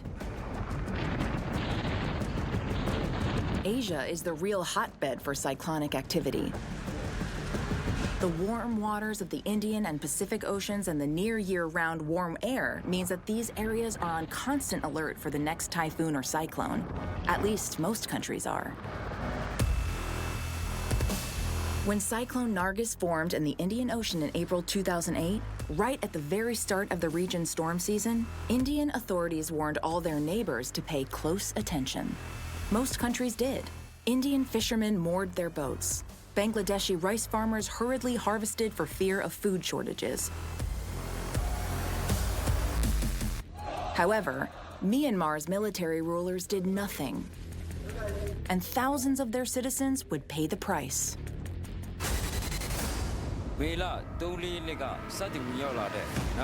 As with so many other cyclones, it wasn't the intensity of the winds that caused the biggest problems. The winds peaked at 215 kilometers per hour, but a number of factors combined to make this one of the deadliest cyclones on record. On the 2nd of May, Nargis made landfall near enough to the Irrawaddy Delta to cause a massive storm surge over 5 meters high. The water raced up and over the densely populated riverbanks and islands and traveled 50 kilometers upriver. The damage was cataclysmic. 95% of all buildings in the area were destroyed, and 90,000 people were killed. The United Nations says it has made a formal offer to send in assistance, but the ruling military junta has not responded.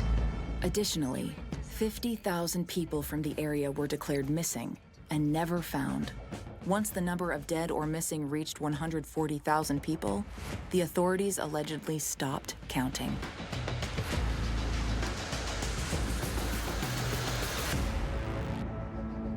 With so many dead and millions more made homeless, the need for assistance was paramount. We provide potential for tremendous capability. We stood ready, we were well trained, we were well briefed, and ready to execute at a moment's notice. But the isolated junta resisted almost all outside offers of help. Channel 4 News has obtained these new images of the desperation in Laputa, one of the most devastated areas of the Delta. An already bleak situation was becoming worse as overrun sewage systems burst and destroyed all the crops on the Delta. Already without shelter, the survivors were now without food or clean water. After 2 long weeks, Myanmar's leaders finally allowed foreign assistance to enter the country, only to be thwarted by a massive earthquake in the southern area of China called Sichuan. The quake destroyed much of the area's roads and delayed valuable help even further.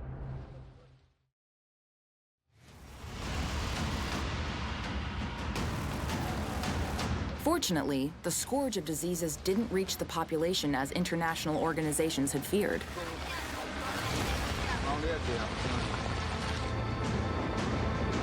The strength of the storm surge and the poverty of the region meant that death and destruction on a large scale was almost inevitable. But it's impossible to say how many lives might have been saved had the junta given their people ample warning and allowed foreign aid to immediately help.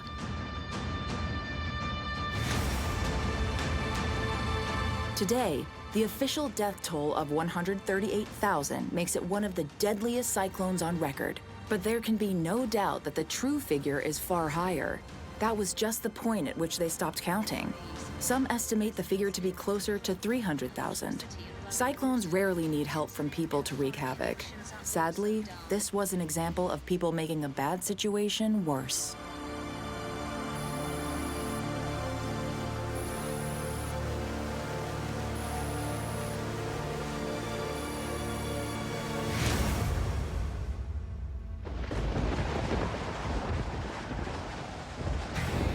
Even the richest countries on Earth can take nature's fury and make it worse. We present number 2 on our list from 2005, Hurricane Katrina. Water's coming in the room through the air conditioning vent. Katrina was the most famous and most filmed hurricane of all time. Jim Reed and myself were in Gulfport. Ironically, it wasn't the most powerful, most destructive, or most deadly hurricane to ever strike the United States. Katrina looked like a tropical storm that was fizzling out as it approached the Gulf of Mexico in August 2005. Then, favorable conditions saw it rapidly gain strength until it became a Category 5 storm with wind speeds of 280 kilometers per hour. Katrina suddenly and unexpectedly turned and headed towards the USA's Gulf Coast. Though the hurricane was downgraded to a Category 3, the authorities were quick to act. Every person is hereby ordered to immediately evacuate the city of New Orleans. A rarely seen mandatory evacuation order was issued in New Orleans, with those who chose to remain being warned to write their names and social security numbers on their thigh in permanent markers so authorities could identify their bodies. I wish I had better news, but we are facing a storm that many fear.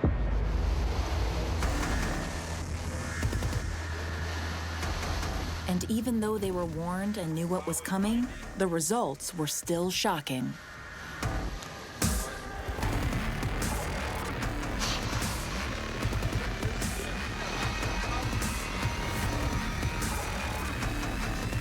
We got a car that's getting ready to come right in the lobby now.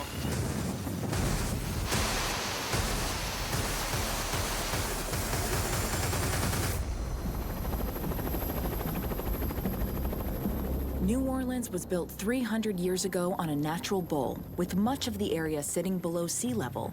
To prevent flooding, in the 1960s, the U.S. Army engineers constructed a series of levees that would control the water. They should have been built to a depth of 12 meters. But in an attempt to save money, they were built to only a depth of 6 meters instead of 12. Their failure was inevitable, and when faced with Katrina's storm surge, they failed quickly.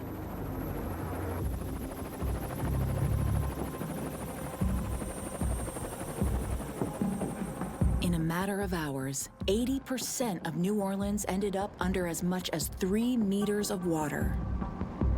Most had heeded the warning to flee. Some had chosen not to evacuate, and others had been unable to.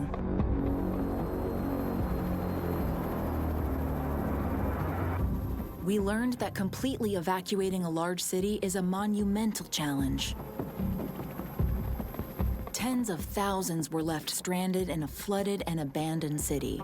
The media broadcast live coverage to the world of the struggles of survivors, bringing the power of hurricanes into stark focus. This was a storm strong enough to bring a superpower country to its knees. Survivors huddled on whatever higher ground they could find.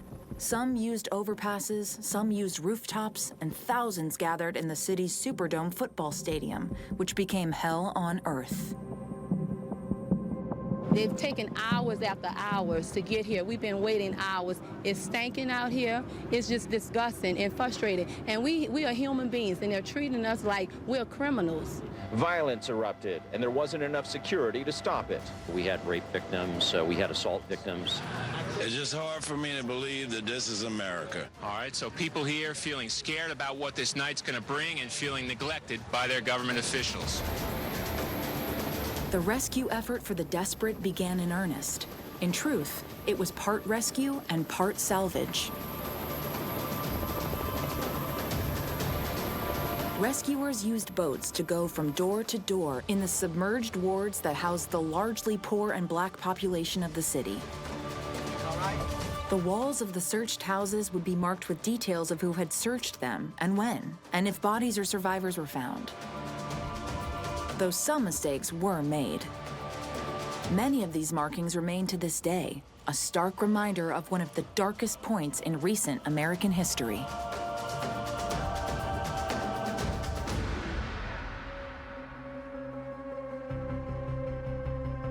The final death toll was just over 1,800. Tragedy of that is surpassed by the fact that most of the deaths were avoidable. The cost, however, was monumental. The money for relief and recovery that is not yet complete was put in excess of $150 billion.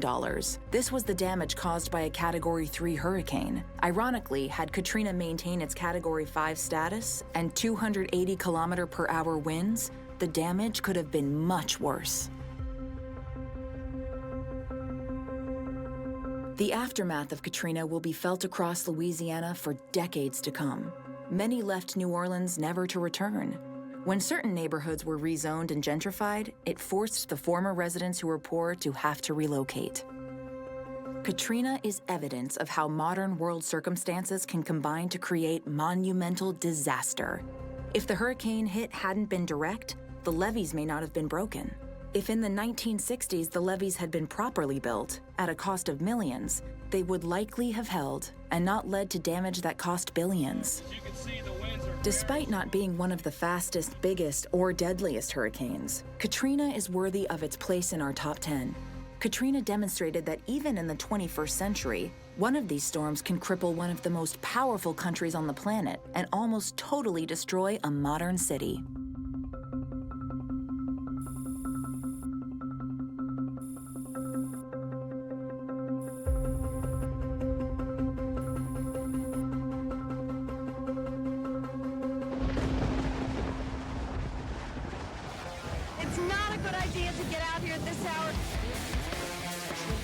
At number 1, we have a cyclone that combines all the ingredients we've seen across the rest of the top 10.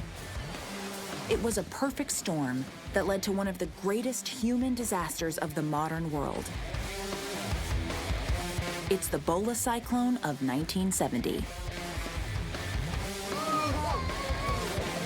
Bola was born in the North Indian Ocean and fluctuated between being a Category 1 and Category 3 storm as it moved its way through the Bay of Bengal and up towards Bangladesh. That area was called East Pakistan.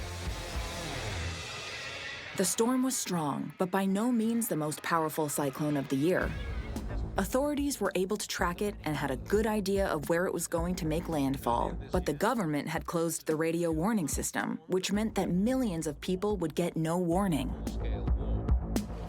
Bola made landfall close to the Ganges Delta after sunset, around high tide, putting it in the worst possible place and at the worst possible time. The densely populated, low-lying islands of the Delta were filled with hand-built shelters comprised of bamboo, palm fronds, and sheet metal. The dwellings offered no resistance to massive 6-meter surges. A wall of water the height of a 2-story house arrived without any warning and in the dark. It would have been as terrifying as it was remorseless. Entire islands were wiped clean of crops, livestock, and houses. Tens of thousands of people were washed out to sea, never to be found. Across the region, everything was battered by strong winds, accompanied by flooding and mudslides.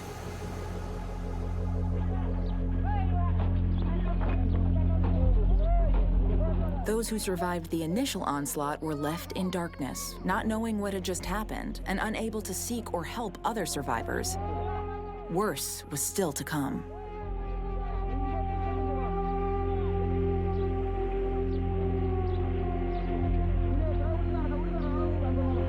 As the bloated corpses of tens of thousands of victims and farm animals polluted the water supply,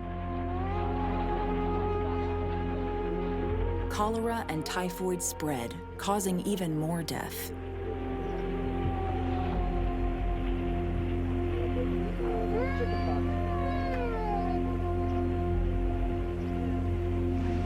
The diet of those in the area was almost exclusively rice and fish, but the cyclone had washed away almost all of the seasonal rice crop, and 60% of the fishing fleet had been destroyed.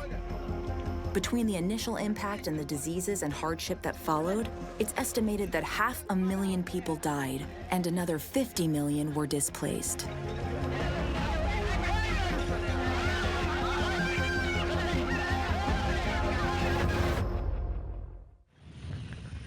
Those numbers are hard to comprehend. Even for an area used to devastating floods and powerful cyclones, the scale of Bola was unprecedented. Some estimates say 85% of homes in the area were badly damaged or destroyed. If the storm had just hit 100 kilometers further south, the loss of life would have been dramatically less. And if it had struck during the day, the population might have had a chance. The combination was fatal.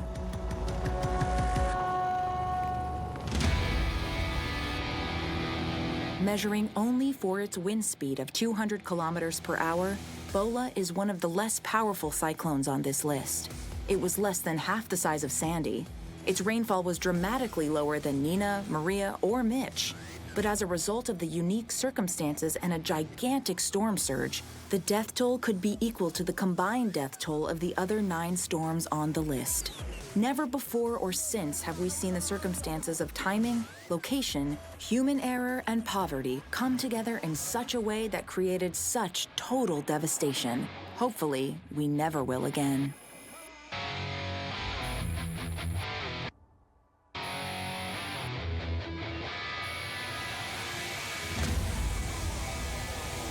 It's about 8:30, and we're going to tell you that parts of Ocean Drive are basically impassable. It's not huge lights that have tumbled down.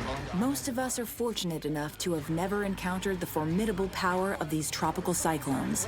But with sea temperatures rising the world over, the conditions that seed them are improving all the time. Fast rising flash flood. Warmer seas mean that we're seeing a longer storm season. Thus, stronger cyclones that stay strong longer are being produced. More storms means more time over land and more destruction. The 10 hurricanes we've seen here tonight could just be the beginning.